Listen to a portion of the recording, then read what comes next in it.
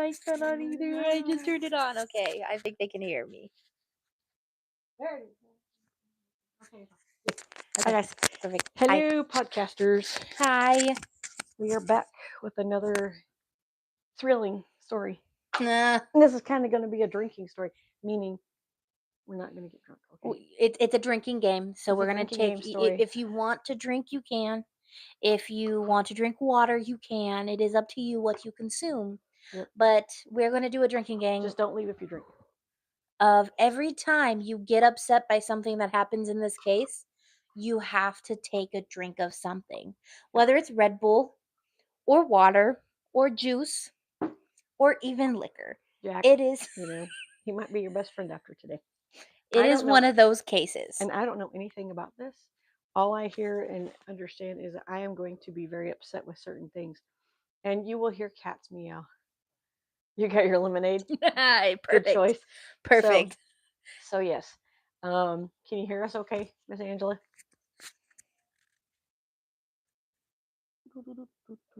I'm eating at the same time as she's doing this, so there's probably gonna be points where she'll have to tell me to stop eating so I don't choke. I'll try to warn you. I made pot roast Hi, yesterday. Thomas. Hello. Okay. I made pot roast yesterday with potatoes and carrots. So heads up, if there are children around, please put in earbuds. Earbuds. Do not play this around children. There are going to be talks of sexual assault of men, and also there will be a brief mention of children's sexual assault. We'll say SA. Yeah, So we'll it's say not, SA. Well, it's not too yeah, so there is triggering for anybody. Yeah. But it is one of those kinds of cases where you just sit back and question reality. So you guys know we did a poll last week after the last video of who we were going to do the story on. And so obviously the Bayou Strangler won. We had one person on YouTube vote for the Bayou Strangler. Yeah. Myself and John voted for Bayou Strangler. I think Thomas, you voted for Katie. So I think next week, Abigail, meet Abigail, everybody. Yeah. The cat. Tatara, what are you doing? Okay. We're going to do that today. You're not going on my shoulder today. And yeah. You're not going on my shoulder today. So don't bother your sister. So I think Abigail's wanting to do something like that. Maybe possibly next week. We'll see what happens after today. Yeah, we will see what happens. Might be more than a one-parter. Yeah, we will see what happens after today. I would like the first episode of April to be on a murder case of Katie Hualta, and that is because I will just let you know the killer is still alive, still around, and every 2 years he gets up for parole. So the family fights to put him back in jail and keep him in jail and keep him in prison so he cannot go back out on the streets. No, I was not. So I'm going to try to do that in April because April he is up for parole again. So that's what whatever however far. I have 17 pages of stuff on him. Oh, we're talking about the Bayou Strangler now? Yes. Oh yes, yes, Yolanda. I'm so happy. That made me so happy. I heard it and I was so happy. She can stay in jail or catch these hands. And you know what? Maybe the next time. I know we're kind of just chit-chatting here a little bit. Maybe the next time we can do one on Yolanda. Like, yeah. I mean, she's not gone, but do one on Selena and do like a little tribute. And the things that have happened after Selena's died, which is I think real fun, and how prevalent she is still now even to this day. I think they came up with a makeup line for Selena. Her dad let her imagery be used, and it sold out like that. Oh yeah, even years after she had long passed. So, well, that is one of the things we're going to talk about. And if you come in or you're new to the channel, because they did beat her up. Yeah.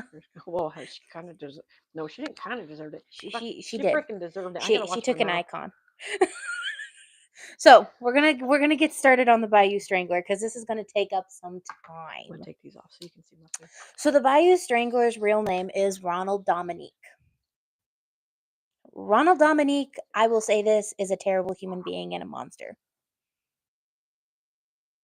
Yep, in or out. Now, that is not everyone's opinion, and you're not entitled to feel that way. That is her opinion. No, when you hear what he did, you'll think it too. So he was a serial killer that killed from 1996 to 2006 in New Orleans. So we've had a 10-year killing time frame. So for those of you who haven't, like, it's you haven't connected it, he killed during Katrina. So that gives you some, like, connection. And if you think about it, as sad as this is going to be me saying, he wasn't. Don't see why not. We don't need it. Yeah. That's Sorry, fine. don't mean to interrupt.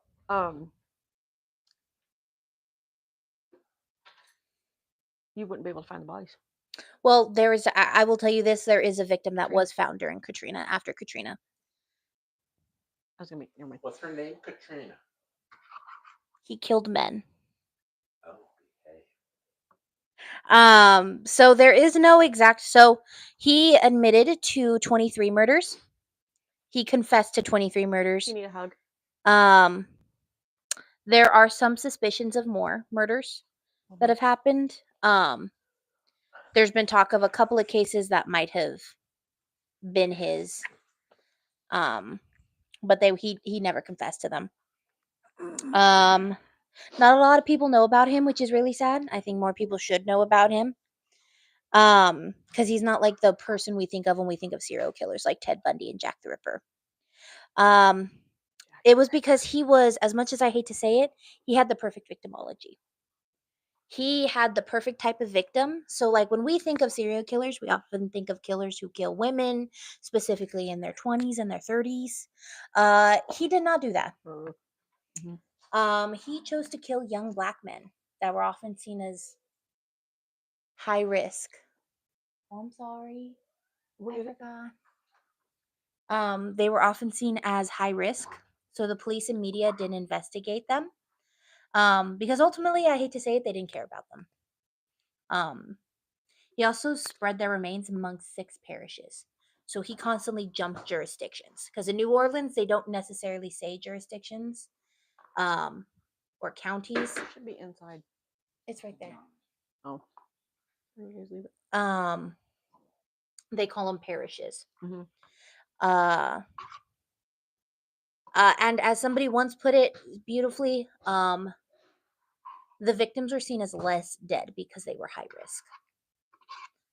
So for those of you who don't know what high risk means, high risk essentially is they are at a higher risk for crimes of opportunity. So that if you're homeless, if you're a prostitute, a drug user, I took a test actually to see what kind of high risk I would be, and I came up as a medium risk because my age, but also because I don't have like a super close relationship with like immediate family. That puts me at a higher risk than those who are super connected to their close family. Okay. So, also, if you come from an abusive background, Tataru, right here. Sorry, our cat. She's back in heat again. Basically, what? If you're a victim of abuse or you come from an abusive household, that also puts you at a higher risk. So, because these victims were seen as high risk, they were seen as less dead. So, and another thing that made them high risk was a lot of them had criminal backgrounds. So, I will say that. They are still people, though, and I'm going to clarify that multiple times in this case. So, in the spring of 2005, the New Orleans police had a large number of murder victims, and they began to suspect that they were connected. So, they thought to themselves that they had a serial killer or even serial killers on their hands. So, they didn't even think they had one. They thought they had 2 at one point. Okay. The reason they began suspecting was because the victims were virtually the same. They were young Black men, men and boys, mostly 20s and 30s, but there were some that were younger in their teens, their later teens. The victims were often seen as outside the social norm in normal society. Many struggled with substance abuse or were recovering from substance abuse. Some of them were known for practicing sex work, whether it was the job they had or if they needed extra money, they would do it on occasion. Sorry. So they were really no one that really was looking out for them. They were also strangled and then dumped in secondary locations in places like bayous and marshes. Some were dumped in sugarcane fields, like in drainage ditches by the highway. Well, you think the marshes and the bayous, what do they have in there? Yeah. They have crocodiles, alligators, whatever you want to Yeah. call it. So definitely would be no evidence because It it wasn't would that be he didn't eaten. want evidence. He was just, I will say this, it was just him getting rid of the bodies. He had had his use for them and he just wanted them gone. And that's so they eventually connected it to Ronald Dominique and it finally caught up to him. So some background on Ronald Dominique is he was born on January 9th, 1964. He was the youngest of 6 children to middle-class parents in Thibodaux, Louisiana, which is between Baton Rouge and New Orleans. New Orleans. There isn't a lot on his early childhood before he began his early run-ins with the law, though we do know that his family was very, very active in the church. Though there is something that may have led to some trauma. It is said that they don't know exactly how old he was when this happened, but he told his parents that he was being SA'd by their priest when he was young. Uh, the parents, being horrible people, refused to believe him and believe the priest over their child because the priest was like, "No, I never did anything like that. That's a lie." Now, there is talk that the parents suspected that Dominique was gay. So, as a child, and so they believed because he was gay that he was also mentally ill, and so he had to have been lying because of his mental illness. There's nothing really else known about him until he entered Thibodaux High School, where he was in Glee Club and chorus. And he enjoyed that. He got a lot of like joy from that. But it also caused him to be really bullied and harassed a lot when he was in high school. School acquaintances said that they had heard he was gay, but he would not admit it. Like they tried to force him to admit he was gay, but he refused to admit it. And that he was pretending he wasn't, and he wouldn't openly admit it. Which is to me like a WTF moment of why do you care? Why are you trying to make him admit something? Yeah. Um, When you're bullying himself, or unless you are, but you want somebody else to be that way so you feel more comfortable. he also struggled with his weight, which caused him to be bullied even more because he's overweight, and now they think he's gay, and now he thinks he's overweight. And then, which led to depression, poor self-esteem, and underdevelopment in social skills. Which the underdevelopment in his social skills actually stuck with him for most of his life. In 1983, he enrolled in Nicholls State University, where he studied computer sciences. It didn't last very long. He dropped out after a year or two. I was 3. Jeez. So, in his criminal history, Mm-hmm. his criminal history began when he began making explicit. Oh, hi, Jasmine. Hey, Heads sis, heads what's up. up? Do not let kids near be around the thing or have earbuds. Yeah, we'll stop for a second. Let us know if when you got your earbuds in before we continue, because this is a viewer discretion advised. And we're about to get to some of the discretion parts. Yes, so we don't want to have littles. Sorry, Airing this. Yeah, because this is about the Bayou Strangler. And he was, like This I said, is her not first so- podcast. Okay.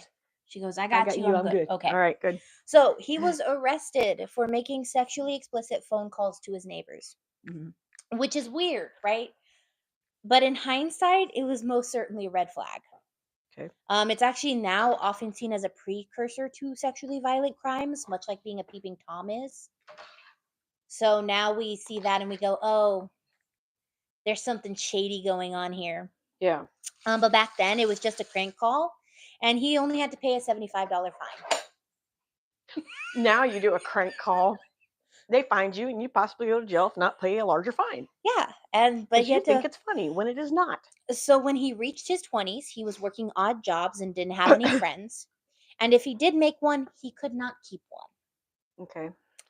He also never felt comfortable in his sexuality, and he convinced himself he didn't belong anywhere. And so he kind of forced this section of loneliness on himself. I kind of wonder though, because everybody was picking on him and bullying him about being gay and his weight, if that caused him to think that, Yeah. mentally, because crap like that will mess with you emotionally, mentally, and physically. Yeah. I do believe there was a quote from a roommate of his roommate where he lived in college with was quoted saying something along the lines of he never brought anyone over Mm-hmm. and there were never any romantic interests. Huh. Okay. So, He's pretty much kept to himself. yeah.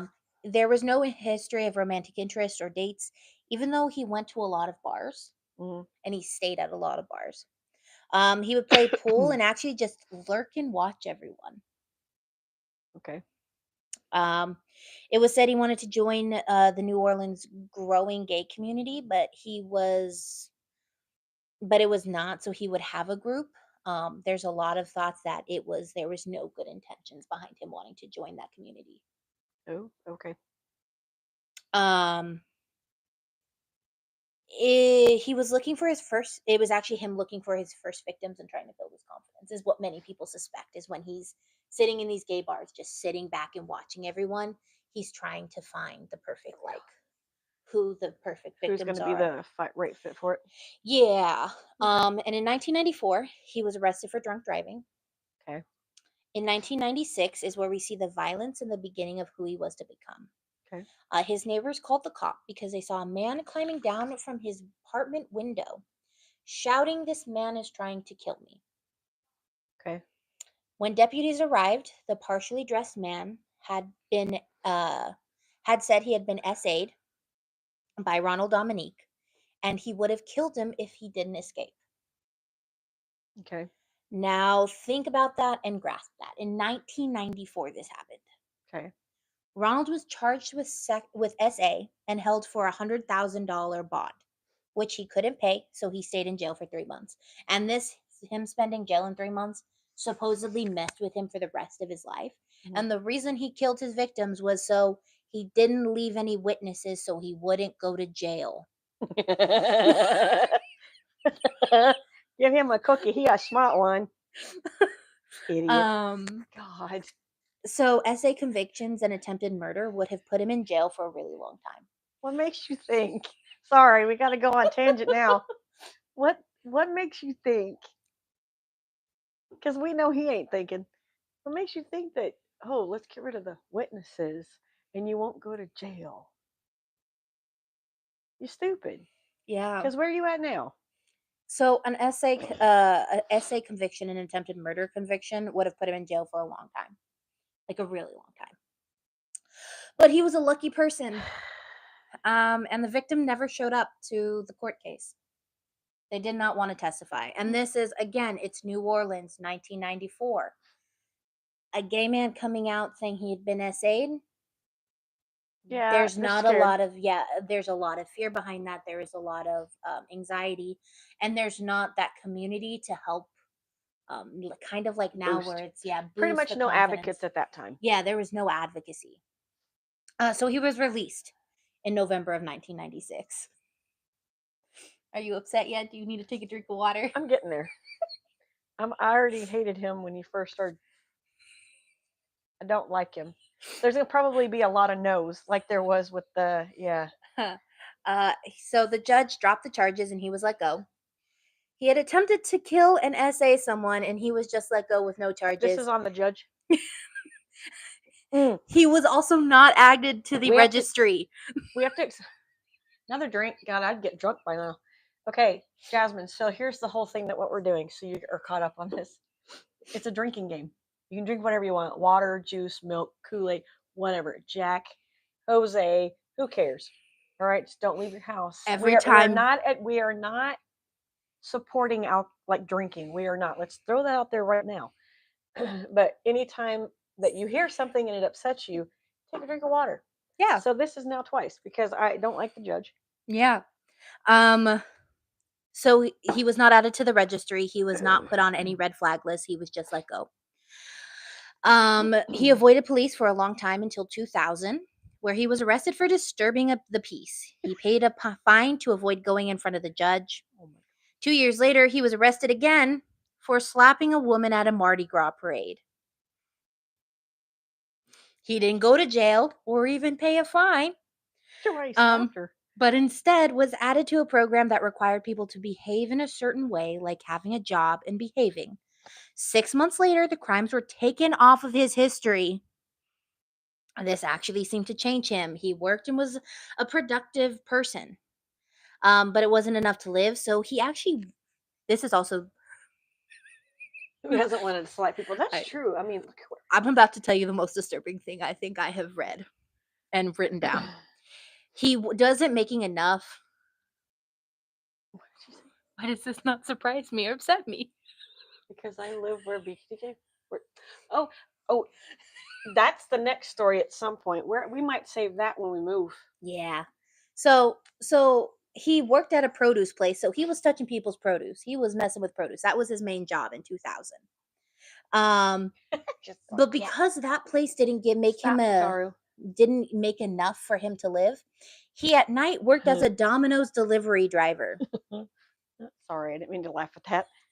And when he wasn't at work, he wanted to be a productive member of society. And so he joined the Lions Club, which is a community program. And he became very popular in the Lions Club and was actually really popular on bingo night. Okay, the Lions Club kind of reminds me of something that my dad did years ago when we were kids. But I don't think it was come here. Come on. Come here. No, come hither. Come over here. Come here.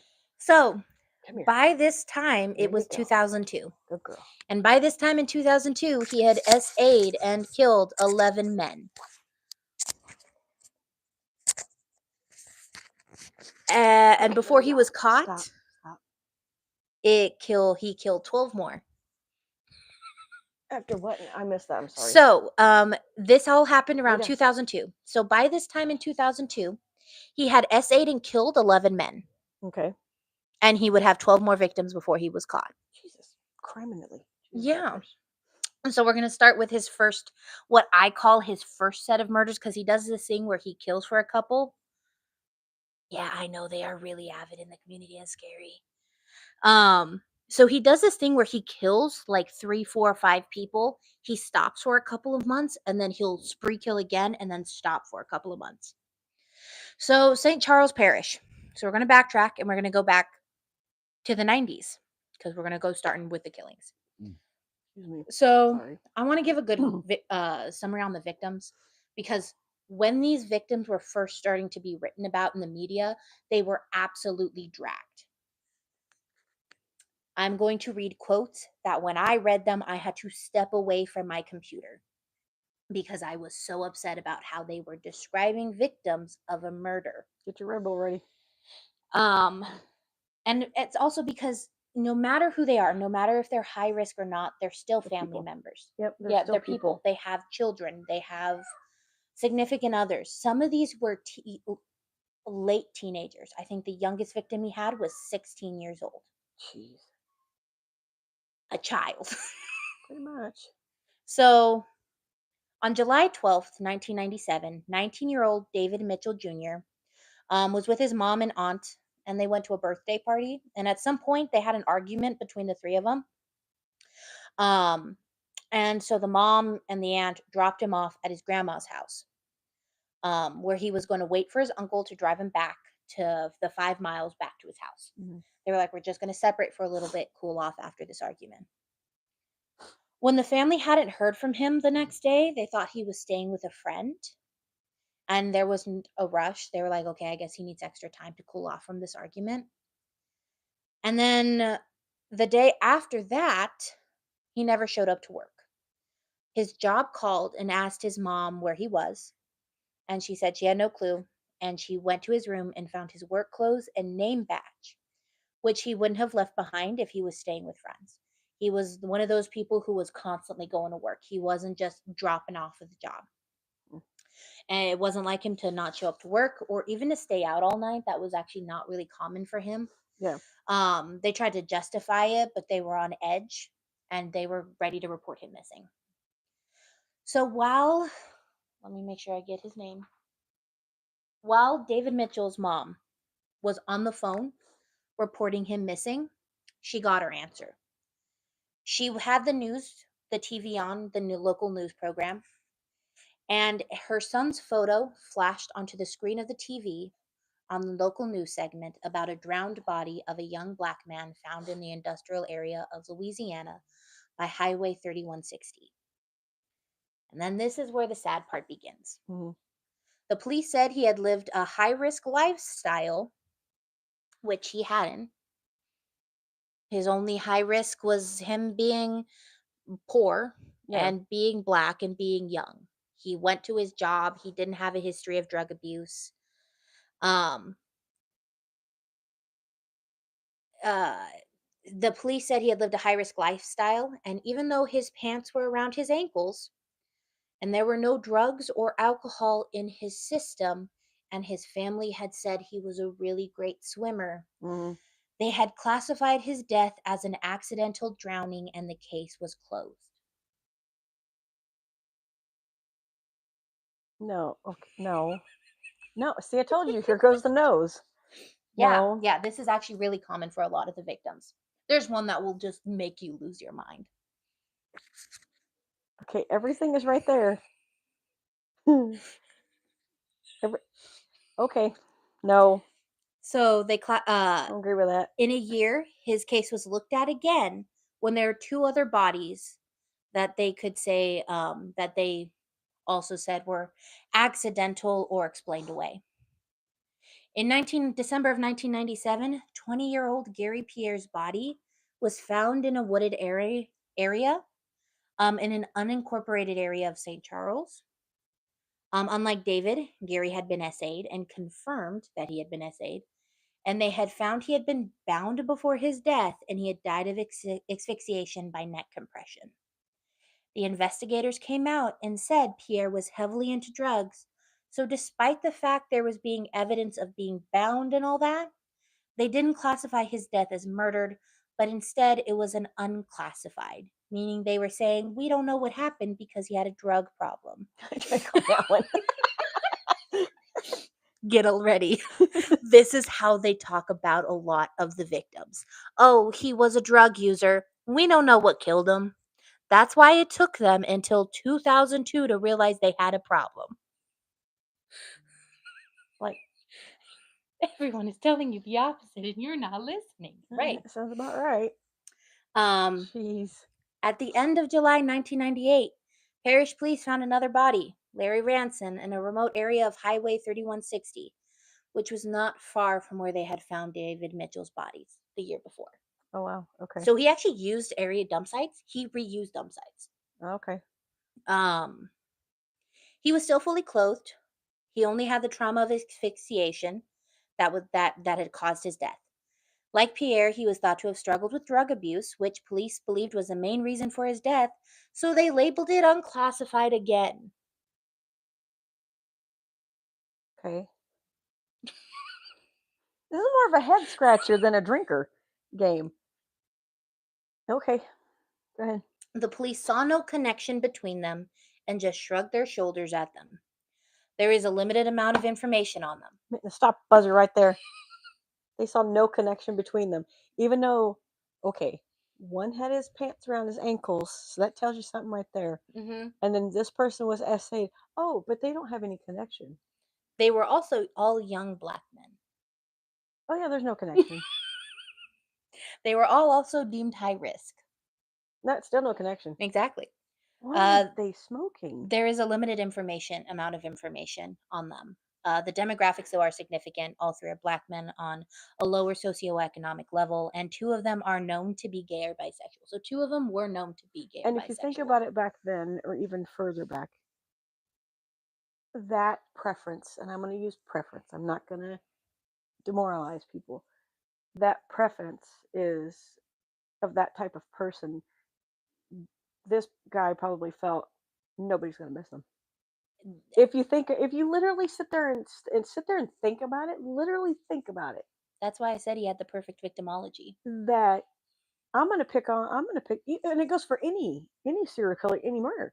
They're not going to miss him. Because I'm going to be honest, if this had been 3 college girls all found like this, police would have been like, this is a serial killer. We got to bring in the FBI. We got to hunt him down. Yeah. This is all like, here's the rug. Sweep, sweep, put it down. Mm-hmm. That's what's happening so far. And two of them had a history of drug abuse.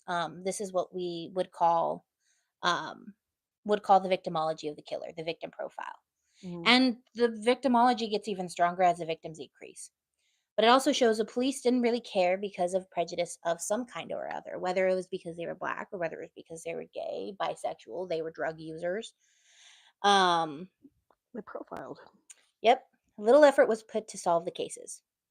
In February of 1999, Pierre and Ranson's cases were finally classified as murder and investigated, but they never found who killed them. And also by this time, Ronald Dominique had killed 3 more times. I was 19. These all happened, remember, in late 1997, early 1990, early 1996. Yes, 96. So 2 years had passed between the murders, and they finally were like, oh, let's run as murders now, not unclassified. Let's actually put our stuff down and use our brain. Yeah. Come on. So we're going to talk about the New Orleans suburbs. So this is a time period of 1998 to 1999. Okay. So on October 3rd of 1998 was unseasonably hot for Louisiana. And I'm going to focus more on this victim more than any other victim because this victim got dragged the most by the media, but also he is the leading cause for Ronald Dominique's downfall. Ooh, yay for this victim, but I'm sorry that this happened to you. Ronald Dominique drove to the French Quarter. He thought there would be more activity and movement in the French Quarter. It would be a place to blow off steam, aka pay for sex. Sex was really easy to find during this time period in New Orleans. Ronald went to a bar, Rawhide, which was well known at the time. Ronald took a seat next to 27-year-old Oliver LeBanks. Oliver had gone to the bar with his brother and some friends, but he didn't really like Rawhide, so he sat at the bar and he drank a beer. After a while, Ronald and Oliver started to have some small talk, and it was apparent what Ronald was looking for, and they made some plans about what was going to happen as a transactional experience between the two of them. The two men left the bar to get Ronald's car. It was dark at this time. When they reached his car, it was parked in Jack's Brewery, which was empty because it had closed by this time. They had reached it. They began the transaction, but suddenly Ronald flipped him over, and despite Oliver's objections, Ronald essayed him. When he finished, Ronald grabbed a tire iron off the floor and hit Oliver in the head with it, twice, causing a concussion immediately.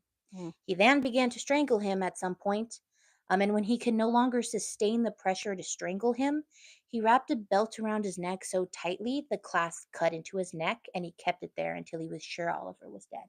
Wow. Okay. So Dominique drove Oliver's body to an empty stretch of road and dumped him under an empty overpass.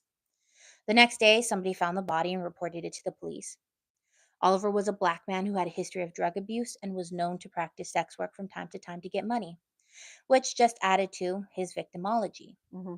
The media, when they reported on Oliver's death, reported him as a gay prostitute, as well as, this is the part I got really mad at, an uneducated and unvalued transient kitchen employee in some mindless job.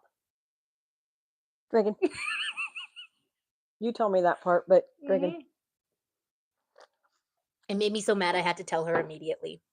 I had to tell somebody because that is just a person who had been murdered, and that's how you're referring to the victim. You're demoralizing them in front of media, in front of everybody. That was Oliver. He's already demoralized by this person, by what he had done to him. idiot here. I'm gonna call him idiot because I don't care to say his name. But for the person that did this to him, demoralized him even more. Dump him on the side of the road. More demoralizing because you're making him insignificant, and now you're making him even more insignificant because you are profiling him. So that was how Oliver was described in the news, the victim. LeBanks' family has since tried to fix the way he was seen by the media. An old employer said he wasn't a badass in any way. Ollie had 5 children. That's even worse. He had responsibilities and a good future ahead of him. He had one weakness, and he had been clean for a while. So he wasn't using drugs at the time of his murder. Oh wow. He was trying to get clean. He was a recovering drug addict. To this day, there has been no apology about what was written by him. Of course there's not. Detectives found little evidence, but they did manage to find a single hair on his body. But until they had someone to match it to, there wasn't much they could do. They knew, though, it had to have come from a white guy. So they knew they were looking for a white dude. You have his DNA. But again, the only reason your DNA gets put in is if you are convicted for a sexual offense. Thanks a lot, people back in this, early 90s, for not making him get put on the list. The police wouldn't have to wait long for another victim, but it was in a different jurisdiction, so it would take a while for him to connect the victims. Okay. Ronald did this on purpose because he knew it would take forever to connect the victims. It took him forever the first time. Took him forever the first time. Oh, yeah. Come on, 2 years? 16-year-old Joseph Brown was discovered on October 19th, 1998. He was found on the western end of Memorial Boulevard. Mm-hmm. It looked as if his body had been dumped from a car on the side of the road, like it was trash, like somebody had literally just went Litter? poosh. Oh. He had suffered several lacerations and wounds to his head, and a bloody plastic bag was discovered near his body, which investigators thought the bag had been placed over his head and he was beaten to death. Mm. Joseph Brown had grown up in Booty. The press labeled him a troubled teenager. On the night of the murder, he was out with some friends, and no one knew how he had gotten to where he was found. The coroner said his cause of death was strangulation. There was again no evidence or clues, but again, he was a troubled kid and just went on their way. In November, when 18-year-old Bruce Williams was found in an industrial park. He was known as a sex worker from time to time by police. His friends said they saw him on a French Quarter, and he had been essayed and strangled. This was obviously a strange number of people ending up murdered, one police officer said. They said this was actually more murders than they see in a year. Wow. And like New Orleans gets a lot of murders, but they're referring to just the way it was back to back to back. They were like, this is weird. There's a lot of murders happening. Yeah. So this was actually, they kind of got ahead of it. They actually called the FBI. So detectives called the behavioral science unit of the FBI because they suspected a serial killer with these two victims. So this parish was on top of it, kind of. Um, so Okay. So sadly, the profile was pretty generic. Later on, we would find out it was pretty spot on, but it's kind of generic. They said the killer was a white male, mid-30s, difficulty with social skills and difficulty making friends. This is all most serial killers have in their profiles.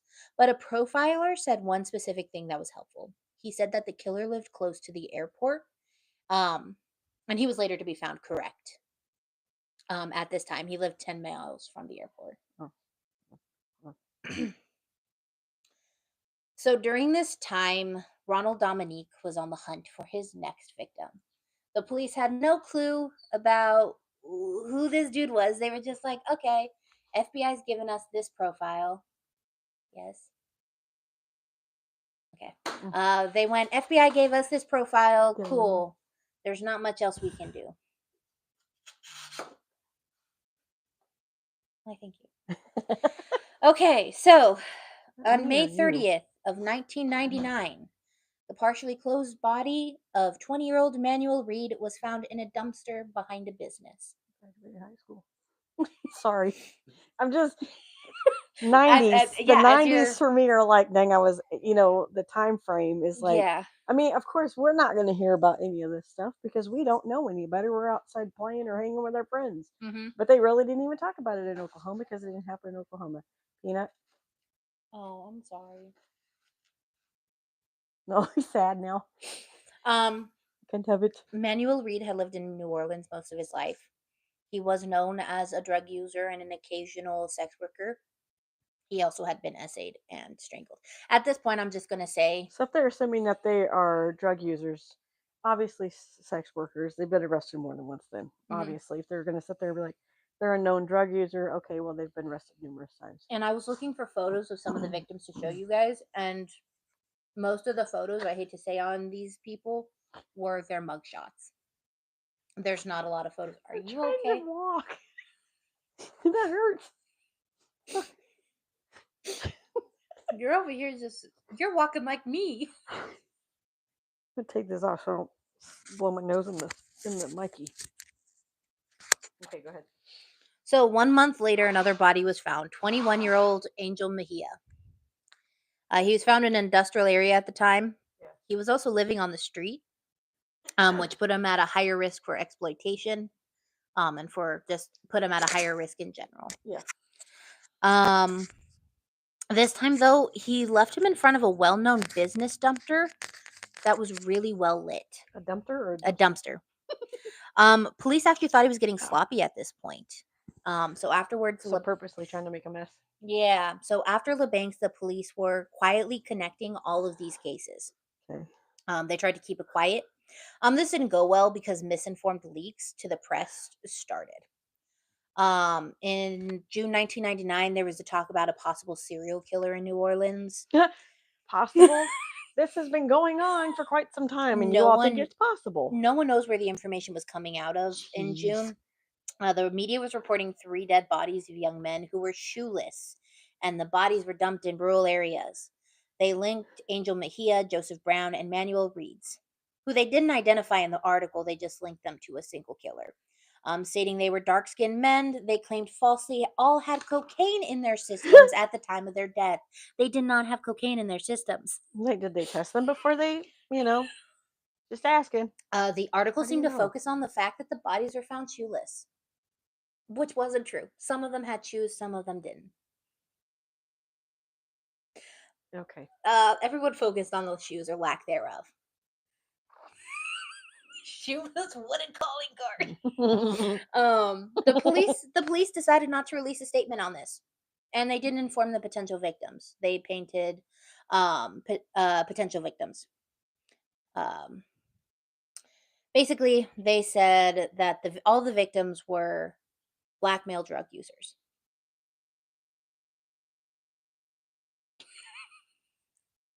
Yeah. No, that's just they so totally demoralizing. misrepresented who was at risk. So demoralizing.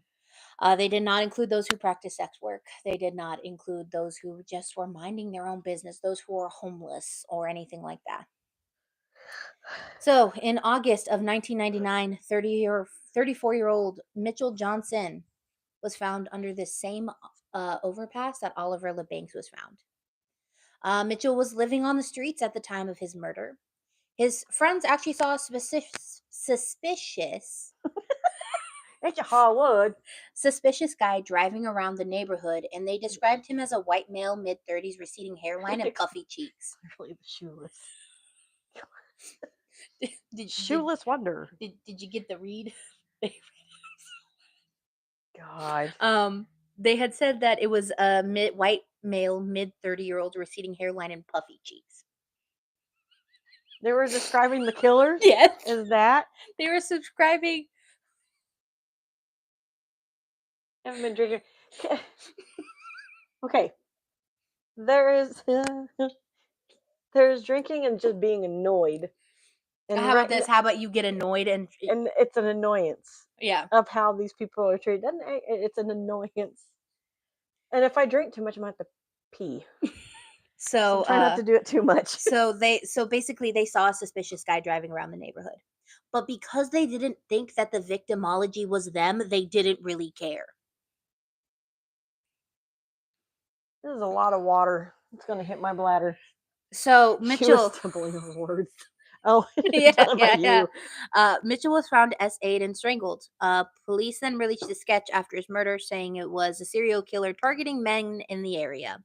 That was bald with puffy cheeks. Instead of a serial killer killing black and gay men, which the police feared would negatively influence the public's desire to help. The picture and article didn't help, but the police had to prevent the whole story from coming out because they didn't want it to negatively impact their case. Okay, didn't they think about that? When this is all going on and the family could sit there and be like, hey, this is what's going on. The puffy cheek killer. There you go. They could have named it the puffy cheek killer. I like that.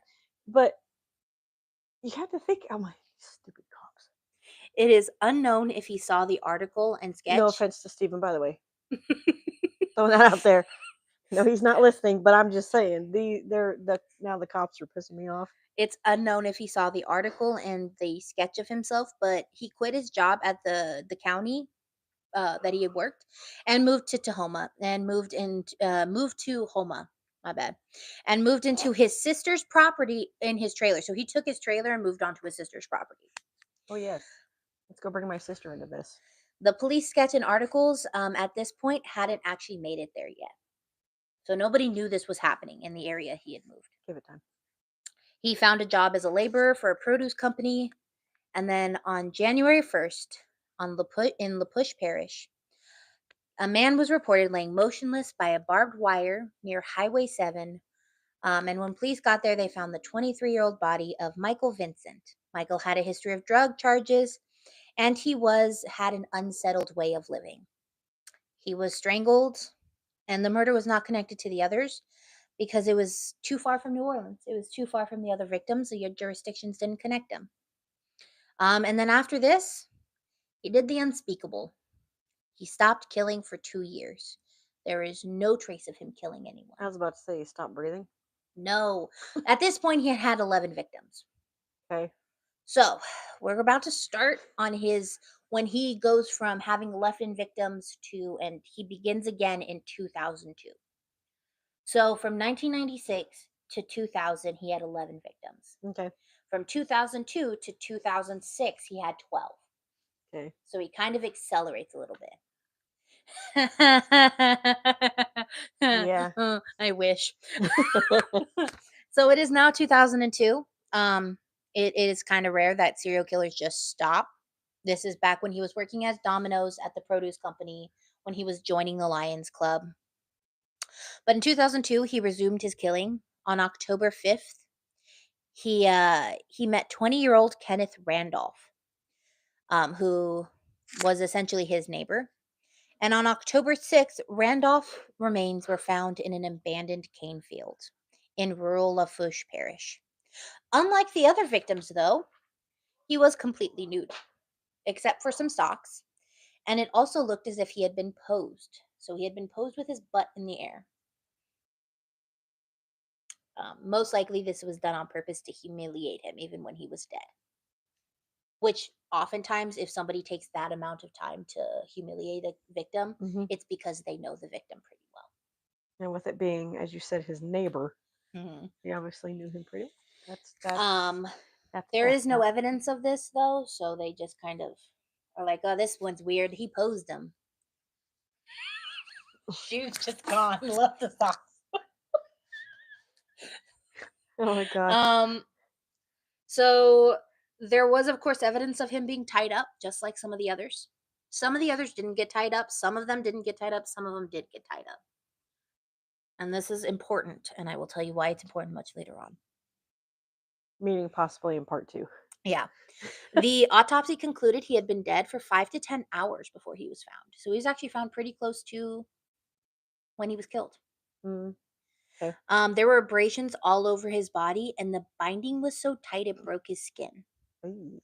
So a lot of, besides the fact of going into rigor and wherever the bindings were, the blood's gonna. They sadly couldn't determine whether his cause of death would be ligature strangulation or manual strangulation. Okay. So ligature is when he ties something. Right. Manual Get that. And that's the thing. Manual is like you have to have a lot of force and maintain then not only that, force. if your hands are doing that, it's going to leave handprints. Okay. Less than 2 weeks, another man was reported missing on October 12th. This one is heartbreaking. Sounds like the killer was a bit frustrated. He was. That's why he put the pedal to the metal. And yeah, because he killed on, what day was it? October 6th and October 12th, he had killed again. So 6 days later. 6 days later, he killed again. He killed an Anoka Jones. Anoka Jones came home and told his girlfriend, Shelly Watson, he was going out for a smoke. And this was after he had brought his bike in and everything. He went out for a smoke, and Shelly wasn't worried when he didn't come back immediately because he was known to say he was going for a smoke, then run a little errand. And then after a couple of hours, she started to get worried, but not super, super worried, but just that kind of like, And he His- should be back any moment. I'll give him a little bit. yeah. When Okay. she woke up, he was not home though. And that's when you want to panic. Shelley got really worried and called the police. By this time, it was too late. Mm. Jones's body had been found under the 310 overpass. He was actually found by a patrol officer that was just driving on the road. Officer Smith saw drag marks, meaning the body had been specifically dragged to that location. Noka Jones's cause of death was asphyxiation by strangulation. Police had come to find that a couple of hours before he went missing. Jones and his friend had been confronted on the street by two men in a gray truck. Jones took off running because there was a well-known drug dealer in the truck. They brought the dealer in for questioning, and the dealer said he knew nothing of the murder, and he actually gave a list of people who might know. Jeez. Uh, Okay. uh, who might know. And then he also gave up his hair and saliva samples just to prove he wasn't the murderer. He was like, I don't care. I'm going to tell you I didn't do this, and here's everything to prove I didn't do At least this. he's willing to give that to give him. You know, I mean, he's still a druggy person, but Yeah. They crossed him off the he list. The cooperated. detectives didn't think he had anything to do with the drug. Didn't think he had anything to do with it. All while this was happening, police in Louisiana were starting to connect unsolved crimes and connect them across parishes. So they finally put the 2 and 2 parishes together. Yeah. They even so during this time when they were trying to connect the dots of the different jurisdictions. Yeah. They interviewed family members of different victims across those jurisdictions to see if they can find connections between the victims. And they couldn't find a single one. But you're not going to, because none of them probably really knew each other very well. Now at this point, it had been at least a dozen men killed, and you would think there'd be some outrage Uh-huh. or some push Sorry. on the police to catch the killer. There was no such push or outrage. Why not? I think you know why. Because they didn't want to do their job. Water. Because they lived a high risk lifestyle. That was the reason there was no pushback. They had done this to themselves with some people's mindsets. Someone practiced their connect the dots. It took them a while. I know. He started in 1996 and it's 2002. He went to go help get Crystal's TV and take it to her. The pot roast and potatoes, and why don't you get one of my Heath bars? My Heath ice cream things. Why do you make that? Ooh, have a butterbeer kiss. You just dropped a piece in the floor. You yell at the dog for eating food. Okay, back to the story. So he would move jurisdictions 60, 70 miles apart to South 90s, 2000s POC wasn't important. Sorry. Yeah, back then they were not. Sorry. So he would drive 60 to 70 miles. Sorry, Justin about biffed it on the blanket in the hallway because of where The dog is eating it sideways. She got a free piece of pepperoni. All right. So he would drive 60 to 70 miles in between jurisdictions so that they couldn't connect them. So dumb. Because I will tell you this, police do not have like an unsolved case connector back then. Like they didn't have a list of unsolved cases and they connected to each other. It was just they ain't connected because we never played connect the dots as kids. There was no task force, which was back. There was another serial killer in New Orleans at this time. And there was his victims were women, and immediately, after 3 women were killed, they had built a task force to hunt them down. 2 separate ones or the same one? So there are 2 separate serial killers. Okay, one of them was killing women, right? Okay, and the other one was killing the men. Yes. Okay. And so this one dude who had 3 female victims. Okay. They had built a task force after the 3rd victim to catch him. But you can't build a task force for the other one. The one who had killed 12 men. Really good. Apparently. Because, I mean, okay. Yep. So 8 months passed before he killed again. I can't do no more water. On May 24th, 2003, 18-year-old Detrell Woods left his mom's house, telling his cousin he was going to his girlfriend's house to stay the night. This one is really sad, I will say that. Okay. His mom actually had a really bad feeling and tried to convince Detrell not to go to her house or to go out and to stay home. You know what? All kids. listen to your mom when she says she has a bad feeling. Pay attention. He even told her, "I promise, Mom, I'll be home tomorrow." And don't make promises you can't keep. I The mean, next he day, had, and unfortunately, in this sentiment for this guy, it's not something he couldn't keep, but just it prevented him from, yeah, coming home. yeah. So it's The sad. next day, two men found his body in a cane field laying next to his bicycle. So he had gone to his friend's house to grab his bicycle from a friend's house. And then go And to the they girl. and they Go yeah, to the girlfriend's. and they had found the bicycle next to his body. So he had gotten his bicycle from his friend's body. Never made it to the Yeah, he girlfriend's. never made it to his girlfriend's. When the men who found him were able to get to a phone, they called the police and said, "We found a black man that's dead and puffy." When the police got there, decomposition had started to set in, and this was mainly because at the time period there was a lot of humidity. I was gonna say, whoa, hold on a minute. There would be no way that he would be so puffy in Yeah. rigor mortis because that takes It's in May. a while. But then they have humidity, which is very high humidity. Yeah. Okay. So one of the detectives in Homa, you're gonna love this name. It's one of the small joys I get from this case. Detective Simon Fryman.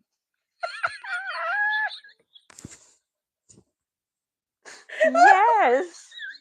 Detective Fryman should make a shirt. So he actually noticed that the bicycle that he didn't have any shoes. Goes with And the shoes again. yeah, and he had been dumped, so he didn't walk to his location. He had been carried to the middle of this cane field. Okay. Shoes. Yeah. Every one of them have had no shoes except for the one that was No, there's been a couple that have shoes. naked and just socks. Does this guy have a shoe fetish? Does No. he keep things of his victims? He does not keep anything of his victims. It's That's what more I'm asking. If he's keeping their shoes. it's more because, as much as I hate to say it, he was inviting him to his house, and they would take off their shoes, Oh. and then he would kill them in his trailer. And then he would just throw away the shoes. Oh, okay. I just asked because some people keep weird stuff. Oh Like no, there some was a people, serial killer that kept women's there's like shoes. people that keep pieces of hair, which is Yeah. downright freaking disgusting. Yeah. Chainsaw Massacre, they just keep skin. Yeah. Hannibal Lecter, skin. So- he ate people. So he noticed that because he didn't have any shoes on, he couldn't have walked to his location. So he had to have been carried. But he also noticed, you? yeah, Okay. he also noticed that the bike didn't have any of the local dirt on the bicycle tires. So the killer How? had to have carried the body and the bike to where the body had been dumped. Okay. You answered my question. I Yeah. was gonna say, how in the heck do you know the dirt from one parish to it's all the same freaking dirt? You could tell, kind of like, because I think it may have been hot and humid and had rained that day. If there's like mud in the tire tracks or Okay. something like that. There you go. So the preliminary autopsy didn't find any defensive wounds. Med and shower time for a little. Back soon. Okay. Okay. They didn't find any defensive wounds, Yeah. or even ligature marks from being bound. He had just been manually strangled. Oh wow. Woods was described, and I'm going to describe this really sad. I need you to just listen.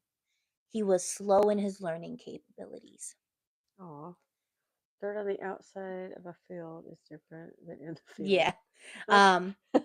So he was called slow in his learning capabilities by his closest friends. So that means that Dominique went after the most vulnerable people. So people that had disabilities. Mm-hmm. So we could say it like we'll say it like that because I caught what you were saying right when you said his learning disabilities, because a lot of people do learn differently or they're a little slow to catch on to like not trust someone. Not should I go with this person? I don't know. I mean, they seem pretty cool, but then it's too late for them to understand. He went after the edges of people. Yeah, Exactly. It's too. Yeah. Okay. Woods was also kind of known for a couple of crimes that he committed. It was petty crimes, public disturbing nuisance, and things like that. Yeah. So remember Detective Dennis Thornton. I know I'm going to say something and it's going to upset you. But he does come out in the end as like one of those people that you're like, yeah, man, you the best. Even though you're stupid in the beginning, you're the best in the end. Okay. Yeah. So, Detective Dennis Thornton was quoted saying, "When it comes to the people on the outside of proper society, The mindset of the police department was don't break your neck. Why would you say that? Basically saying don't work too hard to solve the case. No, he gets a no. Why would you say no? Which Okay, no, no, no, no. People have died. There have been 11 people from 96 to 2000 died. Now from 2002 because he wanted to take a hiatus. exactly, they weren't important to And them. they weren't. You're a piece of crap. Which if you think about it, we often ask ourselves, how do people become serial killers? And how can they do this? But But they when don't. you hear a detective say, don't work too hard to solve a case because they aren't essentially the people who matter, it's kind of like you think about it. Just we're like, oh, serial killers are awful, and then we think about the mindset of the time. Hmm. It's like they're still people. Mm-hmm. They are still the people that were murdered for no freaking reason. They're still people. Yeah. Why would you sit there and say, "Don't work so hard on that case because it doesn't matter"? Okay, we're gonna get to the one that's really gonna piss you off. Oh, that's nice. So a year and a half passed before Dominique killed again. Okay. And during this time, he lost his job at the produce company. And so he got a job as a maintenance person. And then he left his job again and became a meter reader. And this job required him to drive the back roads. Oh, so it gives him more of a. It's like pretty blonde girls get more attention on the news after being kidnapped. Yeah. True, I I agree with mean, I agree with that because there's a lot of things. Like I heard somebody talking about, and I don't remember the girl's name, so I apologize. But I guess she was. I don't remember the whole story, but something had happened to her, and I won't go into detail about it because it's pretty gruesome of what happened. oh, But is she it the was the young. indigenous? Yeah, I was the She one was who the said young girl, and I she was like, was an "Well, what happened?" indigenous woman You and don't hear about it. she was found murdered. Yeah, you don't Um, hear about it on the news. You don't. I'm gonna let everybody know this now. Yes, that's her, Emily yeah, Pike. That is Emily the name. Pike, exactly. I don't watch the news for reasons like that. But then again, And the they fact don't talk about it. 32, one of two in 2 weeks, yeah. Wow. 32 girls had gone missing from the same group home as Emily Pike, and the group home was still running. 32 Yeah, girls you're go like, hi, missing, and mom. you're still You're gonna. running like normal. Yeah, you're still gonna let this go? Is something wrong with you? I mean, come on. You need to do an investigation, figure out why this is happening, and then shut the crap down. Don't. And Exactly. then you need to talk about it. We have a right to know. You Hmm. heard about it on TikTok. I Yeah. heard about it at work. Yeah. So he stumbled across the area of Del Almonds, which is an unincorporated area of Lafourche and St. Charles. So it's I kind of like the split name. back to. Lafouche. Yeah. So in late October, Hurricane Matthew hit Louisiana, and there was 80-mile-per-hour winds, That's not and the there guy. was a lot of damage. Yeah. Oh, okay. I haven't seen that either. Yeah. I remember the whole tape over the mouth that I've seen a lot of celebrities do and people do where it's like don't talk hate or something like that. Yeah. So I never knew about the whole thing Red with the hair. the Yeah. red handprint on the face. So there was 80 mile Good to per know. hour winds, and there was a lot of damage and havoc, especially in Delmans. When Jeff Murrow, a resident of Delmans, decided to look around to see the damage was done, Hmm. and he stumbled upon a body of a young man by a pond 20 minutes from his home. He actually went to grab his neighbor, who was a criminalist for the police department, Ooh, nice neighbor. and Want they him as a returned to the neighbor. body, and the criminalist surveyed the scene. They were unable to identify him, and the victim was wet, like really wet, meaning he had been dumped in the middle of the hurricane.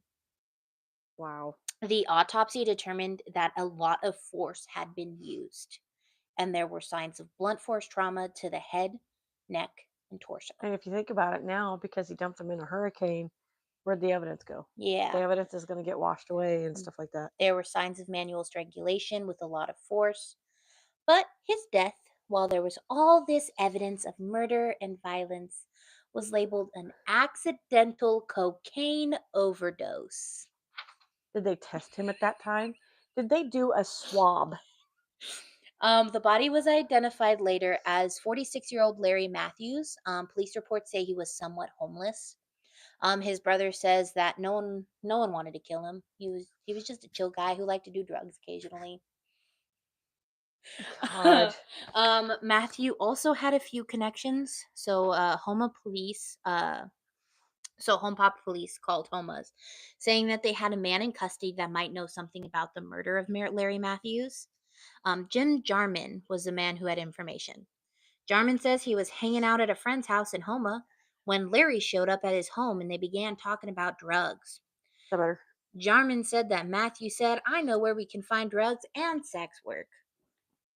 I just need to borrow Jarman's car." Jarman agreed, and Matthews took the car and never returned. Jarman then went to the police to file a missing vehicle report, and detectives were able to track Matthew to a party. But after that, nothing. So basically, they kind of got a little bit of information of where he was, He went to a party, pretty much. but after that, nothing. Okay. After that, they did find Jarman's car with 4 teens driving in. The car was pulled over, and all 4 teens ran out of the vehicle. Well, yeah, they just got caught in a stolen vehicle. So now we have less than 2 weeks later. The owners of Gator Storage got a complaint from a customer that there was a bad smell coming from one of the units. The unit, when they went to go investigate, the unit was not held with a twist lock, but only a twist tie. The woman noticed the smell and noticed a dark fluid that looked like blood is seeping out from underneath the door. Too much water. Okay. I'll answer any questions you guys have while she goes to the restroom. Any questions? Took me 3 days to find out all this information. I will let you know.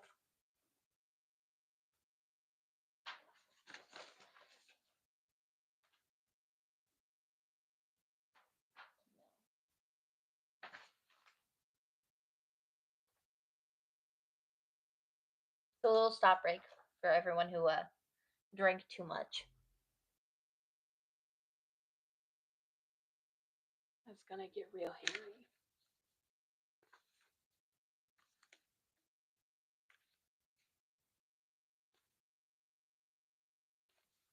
We actually might get through it today. We might get through this case today. Which is wild. Didn't think that would happen.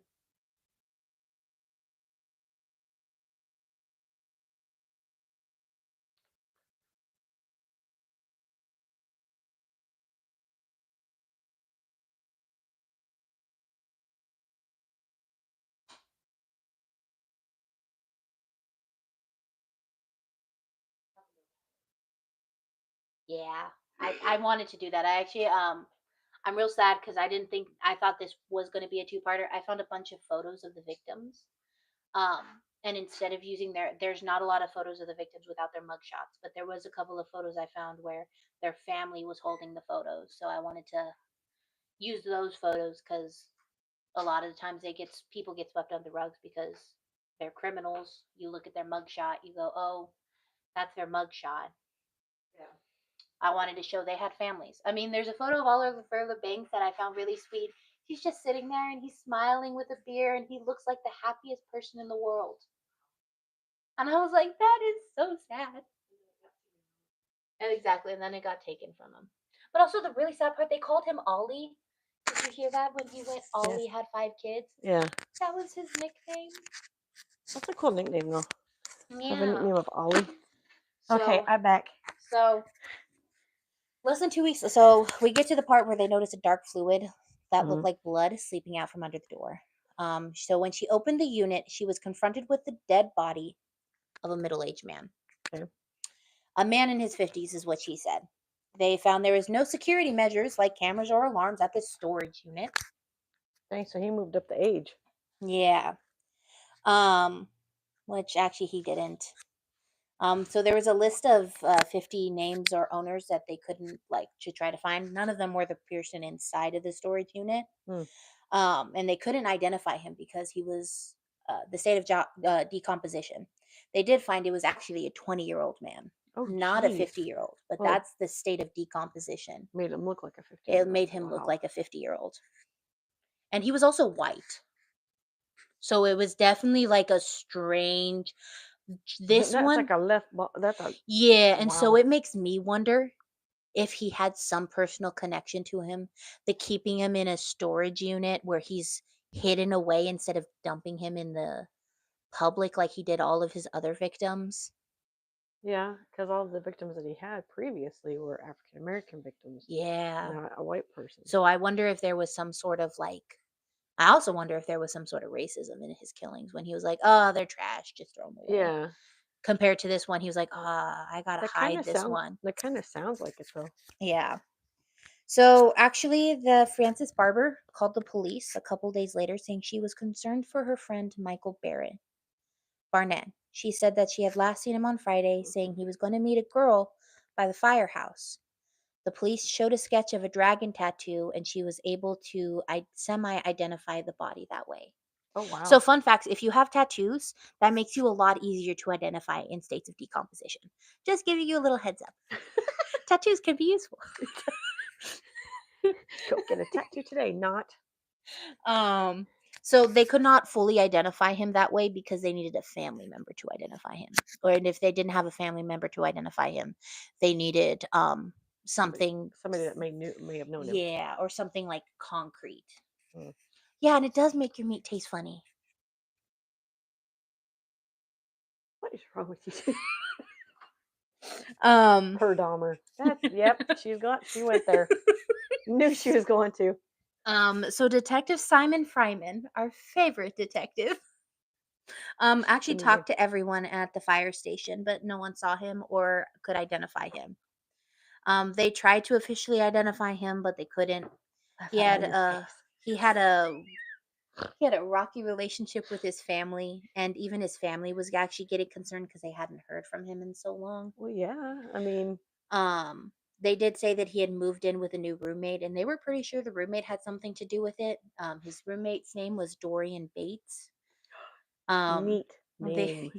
They were actually able to get a warrant for the apartment, but it turns out that Barnett didn't have a lot of belongings, so there was nothing to be able to identify him.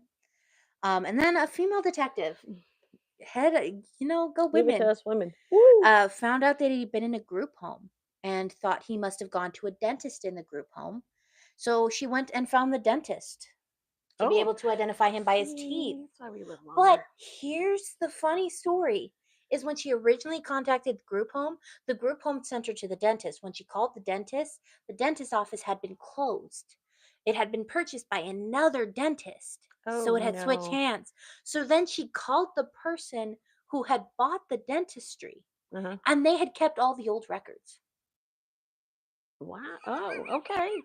So she really went over and beyond. In my head, I'm thinking, new dentist buy it? I'll get rid of all these files. That's pretty dang smart. She kept all of them, and so she straight up was like, she didn't stop at hearing that the dentist office had been closed. She was like, let me call the other one. We're gonna see.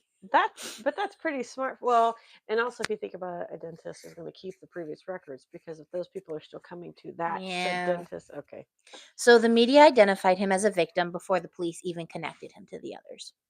Wow. There was a break in the pattern though. It was a white guy and he had been hidden. Police didn't have to wait long though to find another body. Dad and his son found a body. They were unsure if the man was dead or drunk. Wow. So Detective Fryman saw the face and was actually really surprised. It was 22-year-old Leon Lorette, who was the main suspect in the murder of Anoka Jones. That suspect who gave his DNA and hair and gave a list of people. Oh, it came back around. Yeah. Oh, wow. He had been killed by Dominique.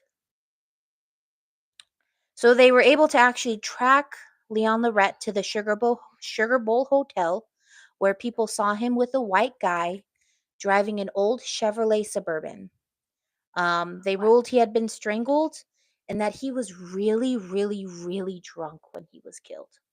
Wow. So he was so inebriated that there was no defensive wounds or anything like that. Now we're getting to 2005, 2006. So he left no evidence at any of the murders except for, I do believe it is Manuel Reed and LeBanks.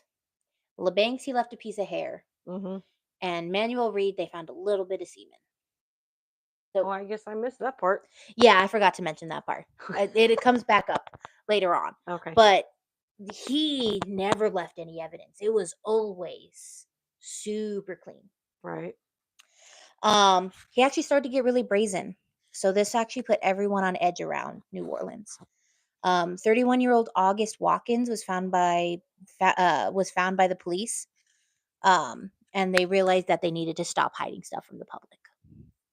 You think? At the time of death, Watkins was sleeping on the stairs of an overpass. This marked his 17th victim. Jeez. This caused Pat Boudreaux, the police chief of Homa.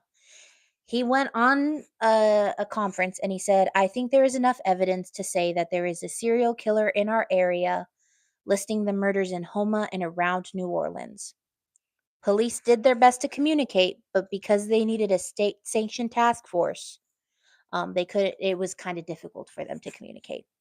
And the federal government said that their high-risk lifestyle was too tenuous to justify a statewide task force."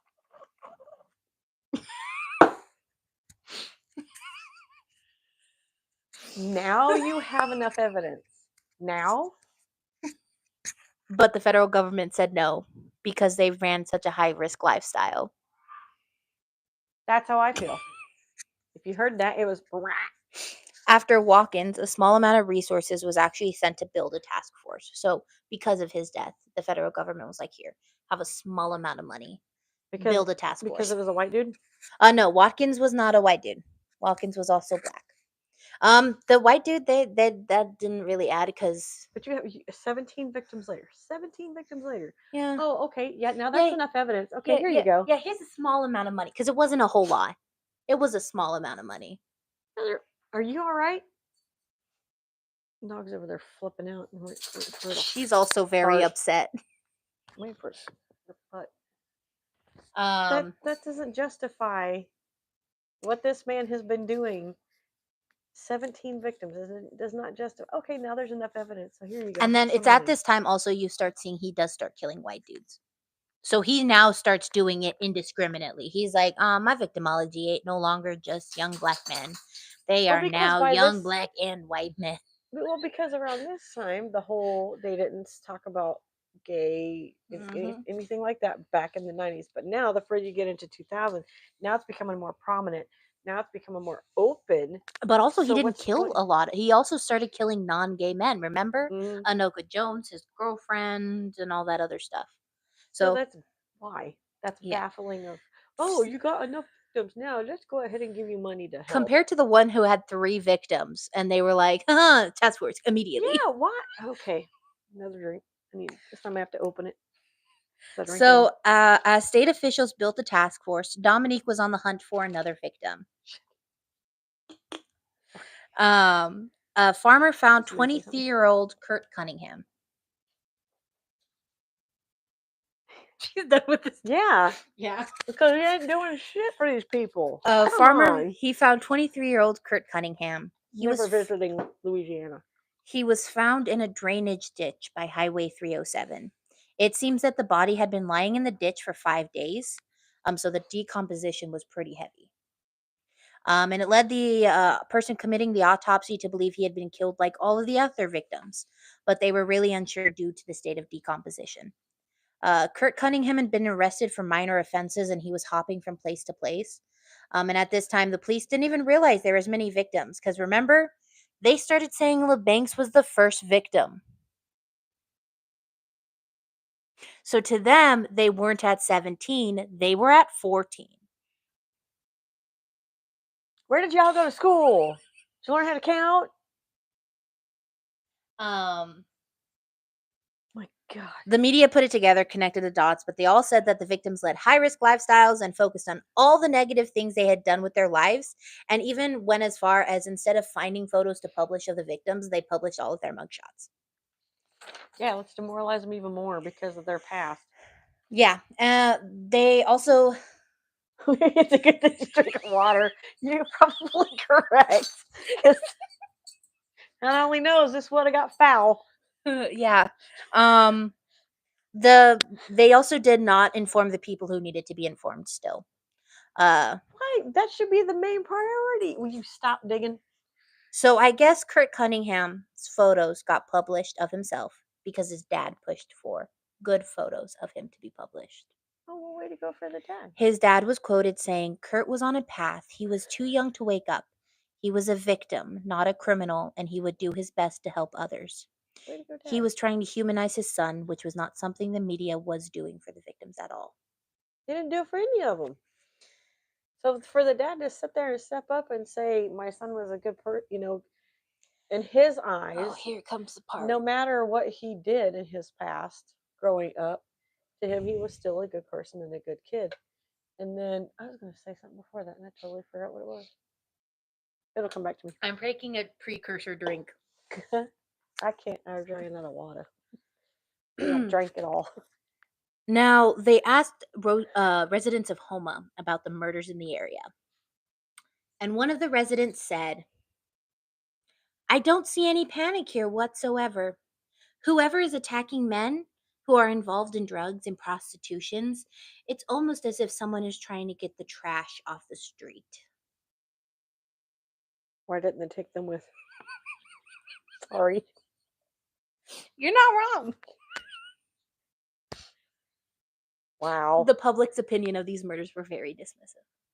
Apparently. The task force was going really hard. They really wanted to solve these cases. Once the task force was built, they were like, "We gotta do our best, You man." should have built it when it started. They tried to piece it all together, but there was no evidence that they could find, which is wild, especially because of how they were killed. And then on July 2nd, 2005, 20-year-old Alonzo Hogan was found in a cane field. He had been essayed and strangled. They tried their best, but again, there was no evidence, and there was no evidence linking him to any of the other victims. 2 months later, there was another victim in Terry Bond Parish, August 16th, of 17-year-old Wayne Smith. He was found in a drainage ditch.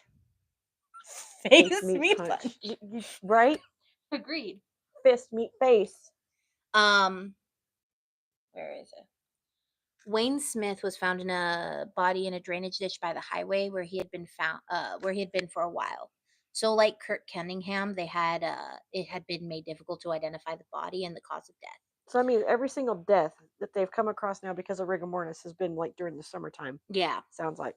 Okay. And he seems to kill a lot during like October to January, and then he'll pick up in like June, July. Well, because one, they're not going to be recognizable. At least that's what he thought. And then October, I don't know about October. Why in October? Yeah. So they had to use dental records and tattoo identification. Mm-hmm. The person who did the autopsy was pretty sure he'd been strangled, but they had to list the cause of death as unknown due to how long the body had been decomposed. Makes sense. There were actually ideas out there that he did it on purpose to throw the police off or to keep them busy. He didn't have to throw the police off. They were already thrown off on their own. Friends and neighbors were baffled as to how he got there in the ditch. He had recently been trying to tackle his future and actually have a good one. He was taking welding classes, so he could have his job. And he was trying to get his life together. He had been like in early high school, he had been in trouble, but then as soon as he started getting older, he was like, "You know what? This ain't worth it. This ain't worth it. We're gonna make a better life for myself." Oh, good for him. They did not really let his mom look at his body. Well, I don't blame them. Would you want to look at... Thank you, Mulan. Mulan said no. And she was quoted saying, What? Come here. She had buried a box because she could not see her son. She couldn't identify her son. To her, she just buried a box. I wouldn't want to see what my son looked like if something happened to him. I would just tell you this much: the person that did it better freaking hide. While detectives were lacking evidence, they were starting to connect some of the victims. They found out several had been picked up at the Sugar Bowl Hotel.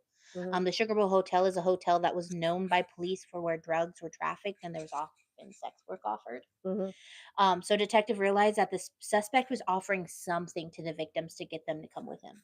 So the police were actually kind of making headway finally in the summer of 2005. Okay, fine. Okay, yep. So you want to guess what happens that completely throws off the police for a loop and puts a whole standstill on the investigation? Why? I mean, make it help, please, because they were doing a standstill the whole time it happened. On August 29th of 2005, Hurricane Katrina hit. Okay, that's a major standstill. I mean, what can you do with that? This means that Can't do much. he was still killing while the area was still dealing with the after effects of Katrina. While many people in government agencies were trying to clean up, Dominique was using the chaos to his advantage. He picked up 40-year-old Chris DeVille, and he was just added to a list of people lost by Katrina. Yeah. So when his family reported him missing, they just went, "Oh, he's lost because of Katrina." They just added him to a list.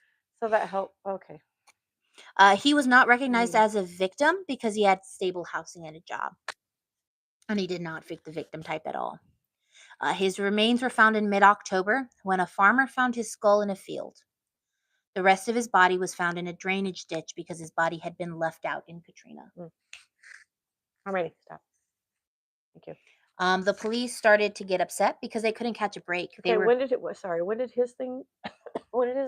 murder happen? They don't know when he was murdered. They just found his body in mid-October. They know it was after Katrina. They know because he had visited his mom to help empty her fridge before Katrina. Oh, okay. Because you said skull, and I'm like, yeah, no, they found that sounds about right. So the last person he saw was his mom, and he had helped her clean out her fridge. And then in October, they found his skull in a field. Yeah. The state of the remains, they couldn't really identify how he was killed. He was last seen in his mother's house, helping her clean out her fridge because of Katrina. The police started to get upset because they couldn't catch a break. They were putting in the effort, but they weren't getting anywhere. Well, you can't get anywhere after a hurricane hits, and it floods, number one, and damages a lot of things. It was not made any better because people in higher positions were demanding closure. They wanted these cases solved. They wanted them off the books. They started it sooner. Um, Should have started giving them the help that they needed. The police started to look into why they were being bound and how he was getting them to agree, because that's a weird thing to let someone do to you straight off the bat, especially if you're a stranger. Well, if they're claiming that they found drugs in their system, maybe he could have drugged them to make it to where, okay, they agreed to this, but then if they're out of it, We're gonna actually learn about a little bit because there's somebody who escaped. Oh, his name is Ricky Wallace. Ricky Wallace was a recent parolee, and he recounted a weird story to his parole officer. One that the officer was really confused about and didn't want to believe, but luckily he did. Tom Lambert, his parole officer, was actually a part of the task force that had been built to catch the killer. So it was like nice, all the right connections. Uh-huh. The universe said it's taken him a while. Sorry for the crunching. I'm eating ice. Banning had said, so Wallace said he was walking on the side of the highway when a white guy with a pickup truck pulled off the side of the road and waved him to the driver's side. When Banning got to the window, the man asked if he wanted a ride and even asked him if he wanted a beer. The weird part was when the guy in the truck pulled out a photo of a partially nude woman and asked how he would like to sleep with this attractive white girl. Okay. Banning said sure. But as soon as he got into the guy's trailer, he said everything felt wrong. Okay. He said there was old clothes and Christmas decorations everywhere. And when the guy said, "I'm going to have to tie you up before the woman arrives," Wallace was confused. Wallace managed to distract and have a conversation with him and then proceed to run out of the trailer onto the highway and hitchhike home. Good for him. He had no idea he had just escaped a serial killer. Way to go, Wallace. Banning gave a lot. Wallace gave a lot of insight because the family members and friends of some of the victims said that they weren't gay or bisexual. Mm-hmm. There was no way that they were. They not in a bad way, but that they were 100% straight. So this explains how he got those victims in the car. By the photo of the naked woman. Yeah, he was like, "Hey, you want to sleep with this woman?" And he would say that the woman was his wife. Okay. Yeah. Can't call him a weirdo. He's and then to get them to, he would be like, "Oh, she won't come out unless you're bound. She's into BDSM." Yeah. I know. Right? You get in the truck, huh? We find out later that this is how he did get some of his victims. The vehicles of strangers. And then Wallace was like, "Hey, Lambert, you want to see the trailer where this happened?" So that to me is even though he's a parolee, he's got that's connections, man. Lambert actually called Dennis Thornton and Bergeron. Nice. Remember that dude who was all like, "Don't break your neck"? He called him. Was like, "Hey, I got something." I gotta leave here, man. I'm gonna go follow it. Two detectives that were on the task force and were actually like spearheading it. When they arrived, Bergeron just popped open the mailbox. He was like, "Pop." Found letters for a woman at most of them, and then at the end, he found a letter to Ronald Dominique. A few days later, they brought Dominique in for questioning. The police said they had received a complaint from Wallace, and Dominique's response was, "I'm gay. Tying him up was nothing but a sex game." Ronald willingly gave them a cheek swab for DNA. Thornton thanked him and sent him on his way. Thornton realized they had checked and rechecked. Also, at this time, he realized they had checked and rechecked the sex offender registry. But they had only checked for those that had been convicted. This time, they just looked for arrests, but not convictions, Smart man. and found he had been looking for the whole time. Ronald Dominique's arrest in the 90s appeared, and they were like, "We got him." Should have had him in the 90s. Investigators were like, "This is it. We just need the evidence." Not a near miss, and almost sexual assault Did on they have someone his on hair? parole. And he left Well, we're going to specimen. get to that. So they dug up on his background, and while they did this wonderful thing, it was moving so slow because they were again having to cross those jurisdictions. Mm. And while Thornton and Bergeron were on the hunt, Dominique was too. On November 5th of 2005, he was reading meters around Lafourche Parish when he ran into 21-year-old Nick Pellegrin. Pellegrin was in need of for some money and was actually doing some day labor at his house. And where Dominique was reading, and Dominique saw he was in need of money and asked to have a transactional interaction. Pellegrin agreed, but only after he finished his work. Dominique returned later that day to pick him up, and he drove him back to his trailer on his sister's land. 4 days later, Pellegrin's body was found by the side of the road. He had been essayed and strangled with no additional evidence. Oh my God, you did your job, right? It only took them so many years to finally do this. Bergeron had hoped that the interview would have stopped him from killing, trying to add pressure to him to make it so he stops or he makes a mistake. Nonchalantly, he's like, they don't have nothing. Yeah, so Thornton actually called the lab and was like, "Hey, where's that DNA you took from Dominique? Where is it? I need to get it." So they fast tracked it. They were taking their time with it. They were like, "We got other priority cases." And he was like, "Nah, this is a How priority." is that not a priority? He was like, "Nah, this is a priority. I need you to look at it now." So this is kind of good upsetting. The DNA that was taken matched the hair that was found on LeBank's body, but it was a mitochondrial match, meaning it could be explained away by saying it could have been a family member's hair. It was not a nuclear DNA found. So they did not find a nuclear DNA match, they found a mitochondrial. So they could say someone in the family member. It wasn't me, it was my sister or my sister's niece or something like that. So they had to get the mitochondrial DNA. To them was not enough evidence to convict him. What about the specimen? The other specimen. We will get to that. I'm like, I want to know now. So it was enough to get their higher ups to give them more funding, though. So their higher ups were like, "Okay, we'll give you some more funding. Good job." You're doing your job. So this meant Dominique was under 24-hour surveillance to make sure he didn't kill again. Or if he was going to get caught. Good luck with that. The press latched onto Pellegrin because his mom, on the other hand, refused to believe that he had been killed by Dominique, but by some friends that he owed money for drugs. She was actually really angry as to why detectives weren't listening to her. She was like, "Nah, his friends who he owed drugs did this. He couldn't have been killed by this serial killer." Mom, but she didn't have all the information because there was a lot of stuff that the police still kept really close to their chest. We don't know how much Dominique knew about the police surveillance, but most likely he knew. They kind of did like a whole, "We're watching you," because he stopped all illegal activity for a year. They wouldn't have gave that part away. Detectives used this time to speed up the analysis of evidence because they didn't know when he would kill again. They got another mitochondrial DNA hit with semen that was found in Mejia's body in 1999. Thirsty? So Dominique was finally unable to stop himself. He had to kill again. Oh, he had the jitters. He had the jitters. Yeah, It was my mom time. says, yeah. It was time. So on October 15th, 2006, he picked up Christopher Sutterfield, and everything was the same as all his other victims. He was dumped in a drainage ditch off Highway 69 in Iberville Parish, where police were not aware of Dominique's killing. It was far out there. It was, I do believe it was like a good 2-hour drive. So, like in another county Yeah, or parish. I'm sorry. another parish where they had not connected any of the dots.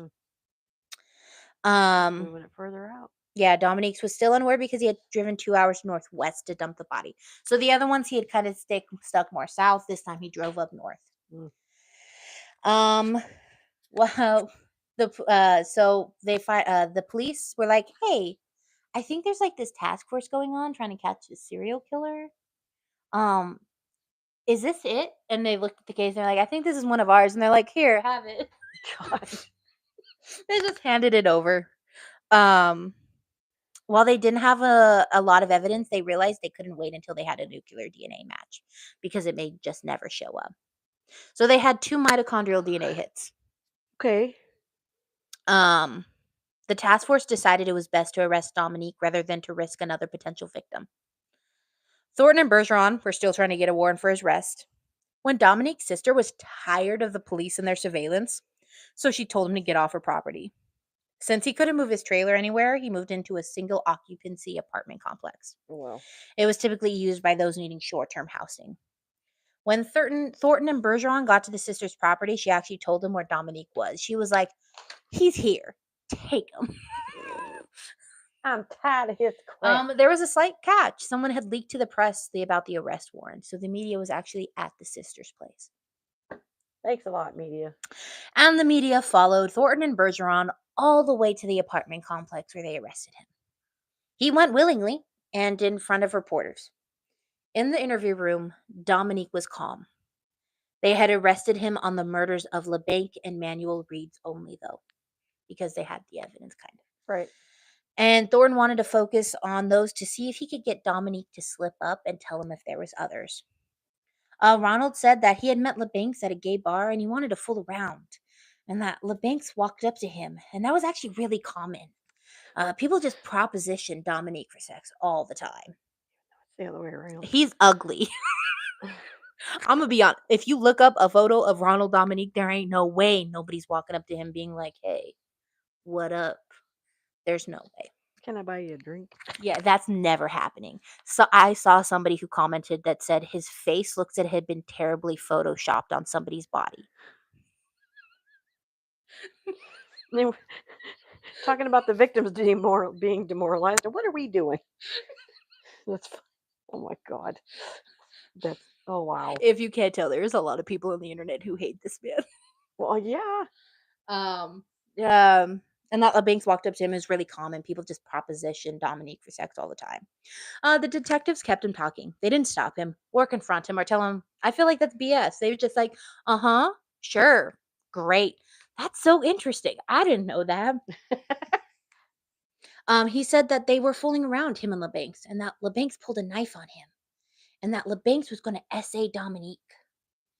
And so Dominique killed him and then dumped the body. Oh my Lord. That is how the killer described the body. That is how Dominique described it.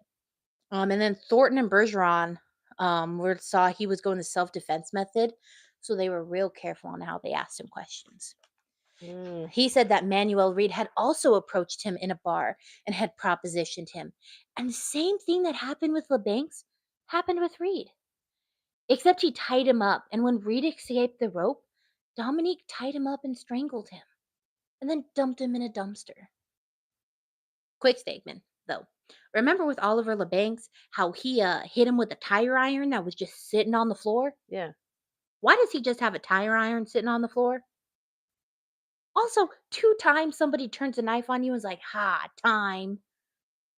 That just the floorboard, the rope, having rope in your car in your back seat. You're already prepared for all It's this. premeditation. Yep. He had it all planned out. Oh, don't move, Gunk. So Ronald had admitted that the murder was self-defense. Thornton had built up a rapport with him by playing a good cop.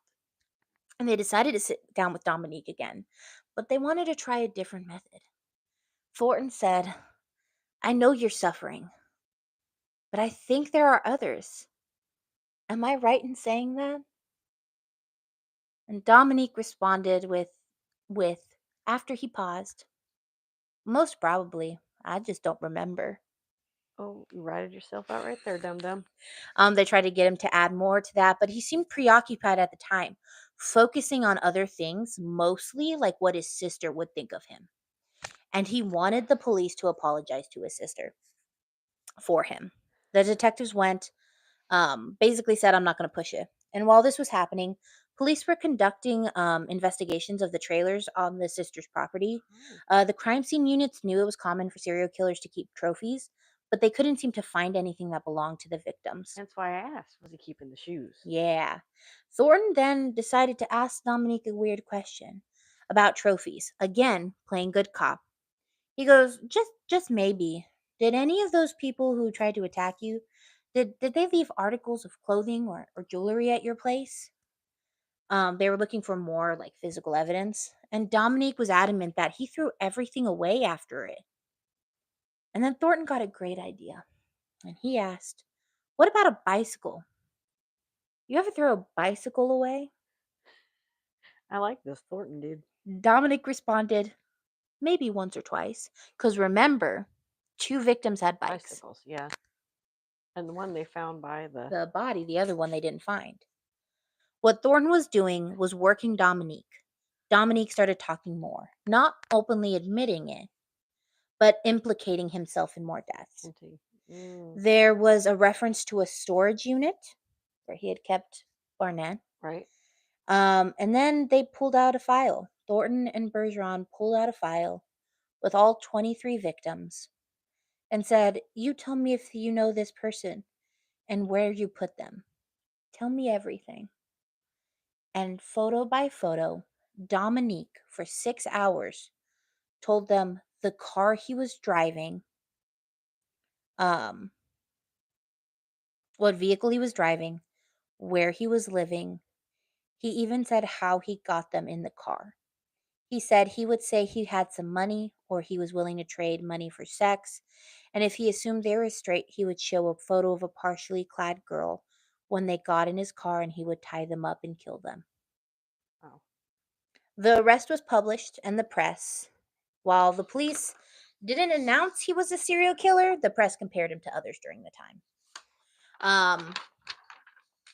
Sorry, it's the last page, so it's being flimsy. It was also the time when people came out of the woodwork and they said they couldn't believe what they were hearing about him because he was such a good person and they couldn't believe he had done what he had done. Joseph Waits, a district attorney, said they were looking for the death penalty. If Dominique could take them to the victim sites of all 23 victims and confess to 8 murders, they felt they had the most evidence. The 8 murders they felt they had the most evidence for, the DA would take the death penalty off the table. Dominique took it. On December 2nd of 2006, a group of officers drove from one side of the state to the other side of the state. While Dominique stopped them at all locations where the bodies had been found and told them who was there and where he had put the bodies. Wow. The DA knew he couldn't charge him for all 23 because remember, a couple of the cases had been closed. Yeah. The accidental drowning, the accidental cocaine overdose. You can't it's difficult process to reopen them. So he brought 8 charges on the strongest cases so they could get him off the streets. They did this because they didn't want a long trial or multiple trials. They also state they didn't want the families to suffer more. So they asked all 23 families of all the victims if it was okay if they prosecute 8 out of the 23. And all of them gave permission to do so. First of all, the family should have never suffered in the first place. Okay. This dude made them suffer, wondering what happened. I mean, it was apparent, by the cops and people that found them. But for the families to sit there and wonder day by day, oh, what happened to my son? What happened to, Who killed my son? Who killed my son? Who did this? Who did that? they suffered for the longest time, and the victims weren't just victims, they were people. They were the family members, of these people. It was an uncle, a nephew, a son, grandson, father. Mm-hmm. Ollie had kids. Thank you.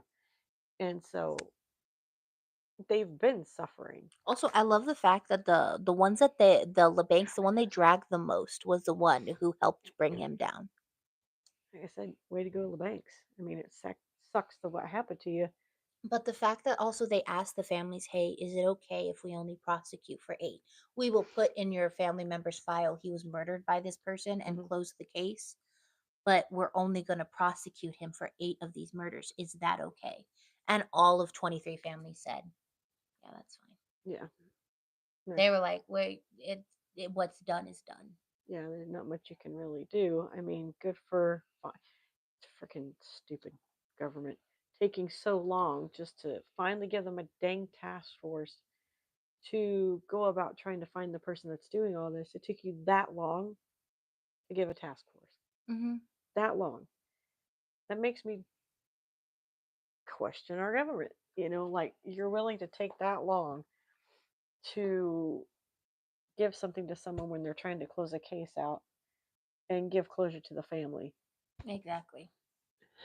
So while the DA was building a case, they tried to find other victims, potential ones. Yeah. They did find a potential one, and it was a 1992. So 2 years before the case where he was brought to trial because of almost convicted for a potential essay and attempted murder. Yeah. Hunt Hogan, a 47-year-old Episcopal priest who was found really close to the flower shop where Dominique worked. And remember, he had a history with priests. Yeah.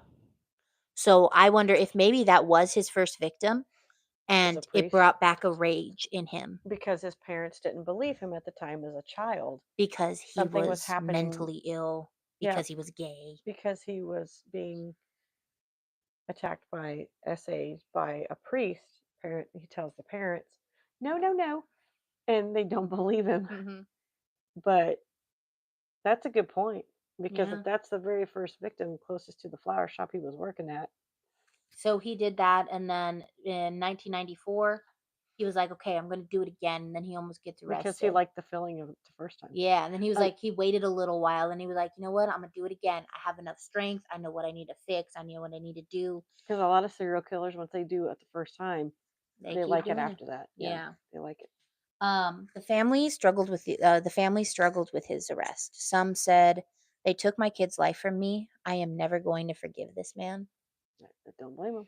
Some were disturbed by the gay aspect and refused to believe he killed them because of that aspect. Mm. The spouses of Chris DeVille and Anoka Jones said they would never agree to bondage sex with anyone, so they were confused and upset. Yeah. That could have been the priest. There is some talk about he told them how he caught them, right? Mm-hmm. He could be manipulating the situation to drag the victims even after their death.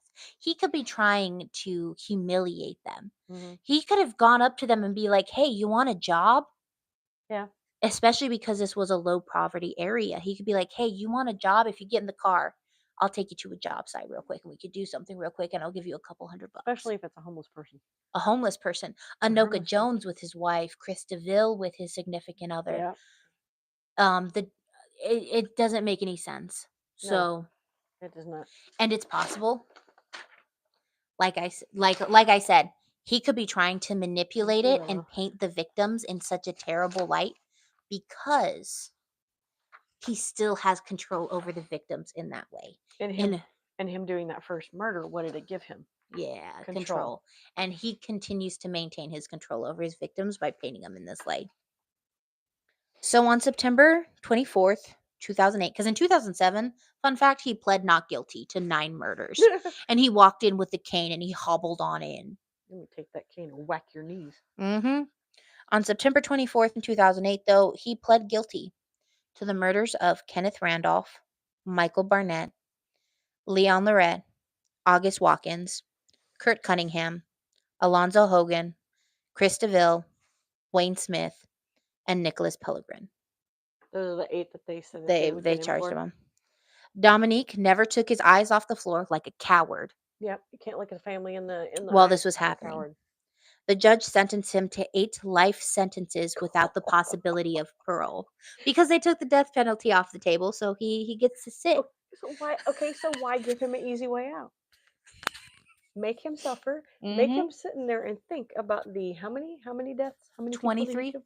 23 people. You know what I would do just to be an a-hole? And if I was a warden, which women don't work in the men's prisons, but if I wanted to be that a-hole, I'd have a picture put in his room every day. 23 people that he killed. Because guess what? Bitch, you're going to look at those for the rest of your life. Because why? You in here for 8 life sentences and you deserve what you get. So here's 8, here's 23 memories. And do it off of the anniversaries. Yeah. First anniversary, who was the first one again? First one was Michael Davis, I think. Okay. And that one happened Michael 1994, right? 96 area? David Mitchell Jr. was in 1997, July 12th. Okay. So then, because he's in prison right now. Mhm. So start putting the pictures in there. Hey, jail that has this man in Louisiana, put the pictures in his room. You want the book? Put one in the book. Make it a bookmark. So Ronald Make him suffer for doing what I'm going on a rant right now. Stop. Make him sit here. Make the prison people wear T-shirts with these people's faces on them. Make him suffer. I'm not joking. I'm not, because if you have the balls to take someone's life and not give a crap, and you feel it gave you control, no, he also has a coward. wheelchair now. Oh. He has to use a wheelchair. Take 2 of his wheels. Take both wheels off. You took 2 bicycles. You took 2 bicycles from people. Take the wheels off. Let his old ass roll around now while he's wearing a T-shirt of the 23 people that he killed. This one is irritating. Okay. I ain't got no more water to drink. So Ronald Dominique is currently in Angola State Penitentiary, aka Louisiana State Penitentiary. Can we go make a poster board and put it on his window? Which is classified as one of the most dangerous prisons in the United States. He won't live. He's still alive. Damn it. He's still living. He's still vibing in prison. But is he in protective? They never said that, if he was in protective custody or if he was in Gen Pop. Judging by the fact that he's in a wheelchair, probably they can't really keep him in Gen Pop. I mean, he can't run. His victims didn't run, except for one that got away. Way to go, Wallace. Ricky Wallace, the best.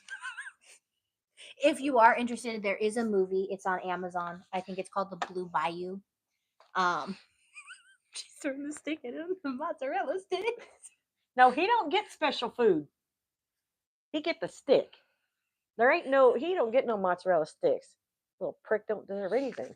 The Blue Bayou, it does meet some of the family. So I think you meet Nick Pellegrin's family. And they talk about how he was their family member, how he passed away. I'll see if I can find the link for that movie and I'll post it in our description. So if you guys want to hit the description, you want to watch it, maybe give me some time to do that though, because it's a $4 movie to rent, so you do have to pay for it. But he's one of the most it is one of the most upset. Probably he don't need no med either. He don't deserve it. It is one of the cases that you don't hear on a general daily basis. You wonder why. And you don't hear about it. You don't really. Willow! I've eaten the flowers. You don't hear about it. You hear about Ted Bundy and the BTK killer and all this other stuff. Meanwhile, this dude was running around killing. And see, hence why we're doing these type of stories, because why you don't hear about it. It's probably good that we did this one now and not later. Because there will be more coming out. I still, nope.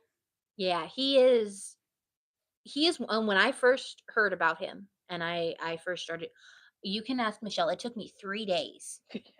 3 days to write up this case because I was getting so upset by the things I had.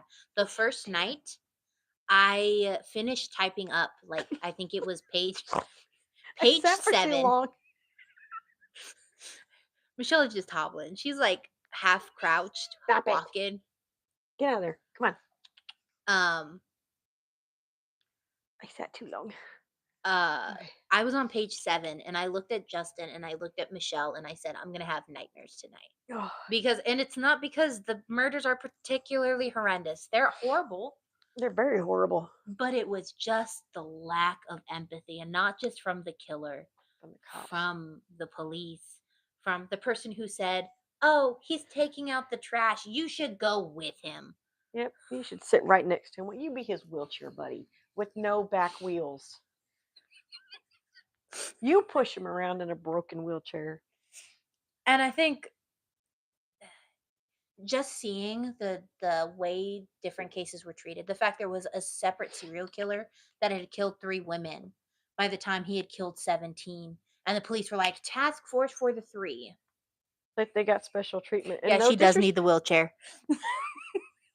But I get wheels. He doesn't get nothing. But they got special treatment because of who they were back then.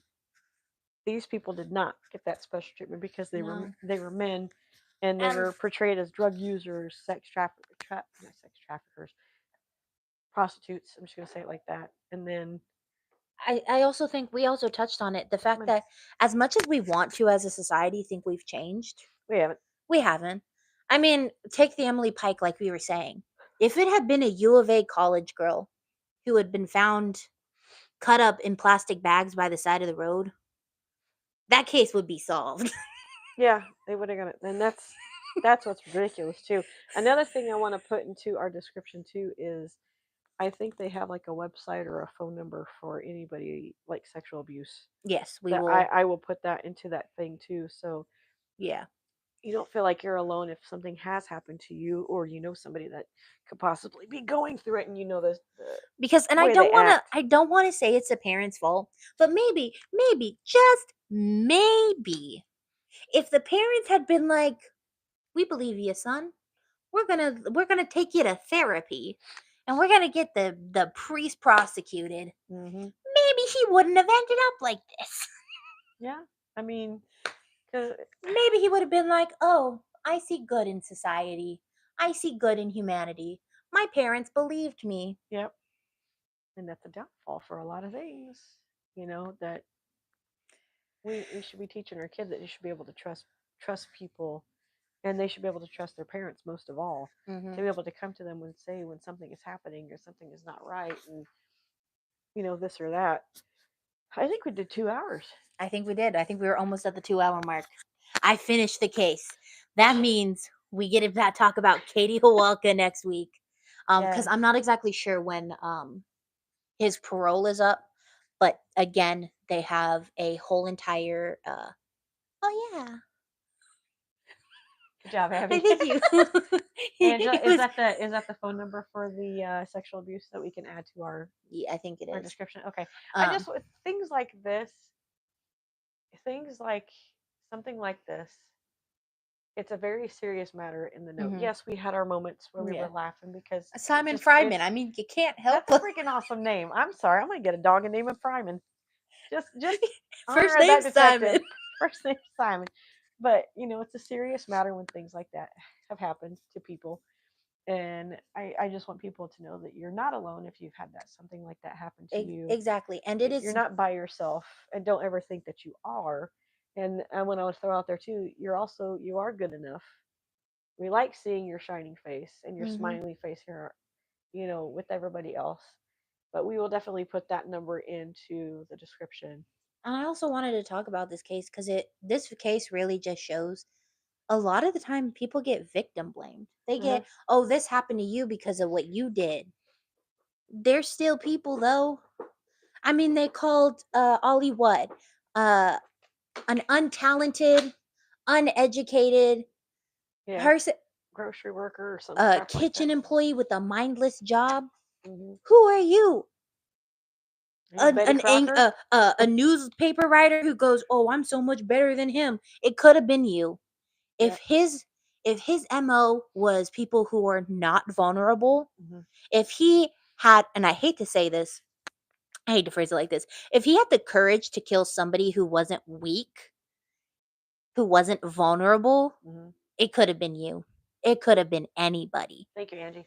And Angela. I think that's Sorry. one of the reasons why he started going after he was stopped going just after the young black men and started going after young white men is because They seemed to be a weaker link to him. they were a weaker link, but also potentially it could have been he started building more confidence because if nobody had paid attention to all 17 of these murders, Yeah. I could kill a couple more and maybe They'll turn a blind eye they'll turn a blind eye to them too. until they met Thornton. Until Thornton, you know what? Like I said, Thornton started off bad. Thornton, but then in the end, he had his redemption arc. Take his donut and punch him in the face. Thornton with the "don't break your neck" was the mindset. Oh, I'm glad your neck didn't get broke, Thornton. And the Trevor Project, yes. Yes, Okay, the Trevor we'll Project. put both of those in there. Because the Trevor Project, yes. Very, very much needed. We'll put both of those in there. But yeah, so next week we're going to talk about Katie Hawaka. It is not a serial killer case. It is a single murder case. And the killer goes up for parole every 2 years. So every 2 years, the family has to go to the prison, sit in front of the murder, and be like, he shouldn't be released to the public. Yep. Yep. No, you're right. 2 years. Every 2 years. I like your ice Yolanda cream shirt. Salivar doesn't get her next parole hearing until 2030. She has 5 years. Yep. This family has to do it every 2 years. Hey, guess what, Dominique? She gets a wheelchair with wheels. No, she doesn't. She gets to sit on the cold hard cement. Probably does. She gets to get hit with the base. Did you say baseball bat? Baseball bat. I'm gonna say baseball bat. She deserves to get hit over the baseball bat with multiple times over the head. She killed Selena. Yeah. She killed someone who trusted her. Yep, took her money and all that crap. I grew up on Selena. I didn't know Selena was dead until I think it was 10 or 11. I just listened to Selena's music. I was like, I love Selena. I want to go see Selena in concert. And my mom had not told me that Selena had gone. Oh. And so one of my friends was like, Selena's dead. And I went, what? I was heartbroken. And I found out she had passed. And then I just felt the uncontrollable rage towards Yolanda. I think everybody else did too. She got some good music. They took a good person, a good soul. Yes, they did. Selena was good. I actually like the movie. And Jennifer Lopez played her so well. Yeah, and no sticks. He gets no sticks. No, he doesn't get any sticks. He does not get any good food. Guess what? We're going to take his shoes. Death by chocolates. Yeah, we're going to take his shoes and then we're going to throw them at him. No, he gets no shoes. He gets nothing. Maybe we're going to make him be butt naked with socks. But then again, he might get some attention. Yeah. We'll leave him clothed. We'll leave him shoeless. No shoes. Shoes gone. He's make a t-shirt. Just for no random reason says shoes gone. You know what? We should start making t-shirts and put it in the shop for our channel. The shoeless. Yep. And to put a shoe on it. Right on the shirt. We should also say he deserves no wheels. A wheelchair with no wheels. Yep. He gets that. That would be good merch. We'll make a t-shirt. Yep. Make a t-shirt. We did it. It is a little bit over 2 hours, but that's because we've been chatting about the case. Yes, we have. And my interruptions don't help. It's good interruptions. 17 pages. Yep. Death by, what is that? Death by chanclas. Real gets no sticks and death by chanclas. We'll make 2 shirts. Yes. 17 pages of research. I don't think Katie Hawaka is going to be that much. It is a brutal one. But I will say this is pretty interesting. This is why I wanted to do this. Do I regret this choice? No, I don't. Oh. Because you know why? Because this man ended up where he was supposed to be from the very beginning when he started all of this. So yeah. I'm glad we did this one. Yeah. That's pretty dang interesting. Yeah, because it is an interesting case. It is one of those cases that again we don't really talk about. It's not like really well known. One I need to look it up when it happened. You do. The A&M Texas shooter.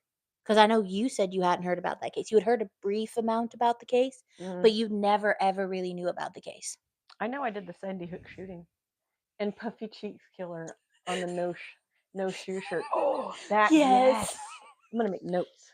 But no, Do a face with Puffy Cheeks. the sniper in Texas who shot. I think it was Yeah, double. as the kids were running across the thing to get out of the line of fire, he was Yeah. shooting them across the thing. Yeah. I heard a little bit about that one. When I was going to Pima, I did the Sandy Hook shooting. Yeah. I did that one. I'm going to talk about the Texas because that's really interesting. That killer is. Mm. You can't help but kind of feel bad for him. Like in the beginning, I'm gonna be honest. When I first heard Ronald Dominique's background, I was like, "Aw, that's sad. His parents didn't believe him." And then I started learning more, and I started going, "I'm glad your parents didn't believe you. You deserve to suffer." Yeah, he does. He deserves to suffer. And I know that's bad, but he deserves every evil thing in this world. Mm-hmm. And he will make his maker. He deserves to have his pillow warm on both sides.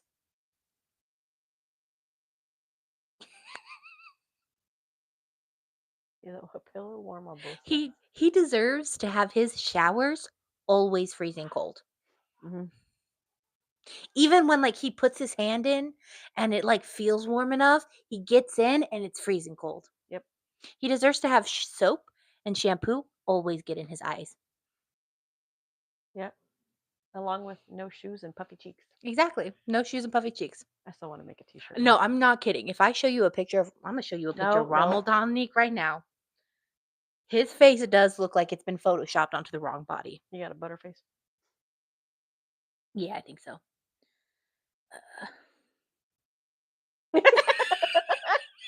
Oh my lord. This is the man who did all of this. With a receding hairline of no tomorrow. And puffy cheeks. Yeah. A monster. Making t-shirts. Yeah. Yeah. Yeah. That shooter's messed up. All right. So next episode is going to be on Katie Hawalka. Mm-hmm. And then I think the episode after that, because we have the Oklahoma bombing memorial coming up. And I would like to do that one. Okay. What year did it happen again? I apologize. I think I told you.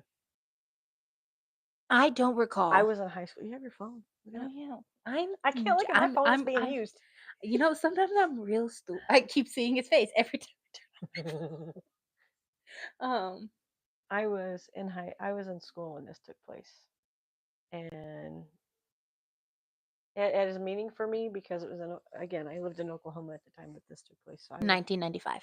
I would like to talk about this because I was 15, and we heard about it. I think after when we got home, and where it was at in Oklahoma City, which we'll get more into it. Okay, we'll do a history on Timothy McVeigh and Terry Nichols,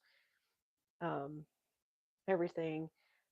I have photos of when John and I went to the Murrah building, but I have to find those. I don't know if I have any more, but it's a very the tree that was also impacted on it does not grow anything on it anymore. It still sits there. The next time we go that way, which again is next year when we go to move, we'll see if we can go down there on. Thank you, Angela. She also was answering too. I'll see if I can do like a little live or something like that. I don't know if I can record inside the museum or not, but I could show you the outside of it. Yeah, so remember when I said I was going to show you photos? This was the group of photos that somebody had made. Oh wow. Those are all of his victims. Wow. The one I wanted to show you really well was the LeBancs, because in the end he was the one who got him caught. He's the victor. Yeah. Excuse me. This is Oliver LeBancs. Aw. I think his tooth missing. He looks like a sweet soul. Yeah, he just looks like chilling right here. There's my beer over here that I'm not touching it. And then the first victim, I think it was. I keep forgetting. Terry? No, it was Mitchell. David Mitchell Jr. This is a photo of him and his dad. And this is his mom holding the photo. Oh wow. Poor lady. She's the one who was watching TV, and When the she found out, a photo popped up, and Wow. that's when she had found out. When she was report, that's got to be hard. You report your son missing, and then just to find out as you're reporting him missing that he's actually gone. So our condolences go out to the families that did lose all 23 of these people. That's sad. And if if anybody from the families are no longer here, still condolences. That's a horrible thing to go through. I would never want to go through something like that as a parent. And we're also really sorry that it took so long. Yeah. That shouldn't have taken that long. No, it should have been a lot quicker than that. And then, here, throw a few dollars their way to give them the stuff that they needed. So, all right, kids, we're gonna cut it now. Like she said, next episode is gonna be Katie Hualka. Yep. And then she's gonna do the Oklahoma City bombing. And then I think I might throw in a kidnapping case. Okay. The strange kidnapping of Barbara Jean. Yeah, because that was one of the other ones we did a poll on too, huh? Yeah. Look it up. See you tomorrow. See you tomorrow time, Miss. Bye. Bye. All right, guys. Have a good evening. Love you. I try not to do the horns because it makes it look like a devil heart. What the fuck? So I only had water. Yes, we'll see you guys tomorrow. Angela, we'll see you tomorrow. She just said she does the books at her store. Let us know what you guys thought of this down below. Please like, subscribe, and share. Help us get out there. And then tomorrow, we will next episode we will be ready to sign a petition because you will get mad. Yep.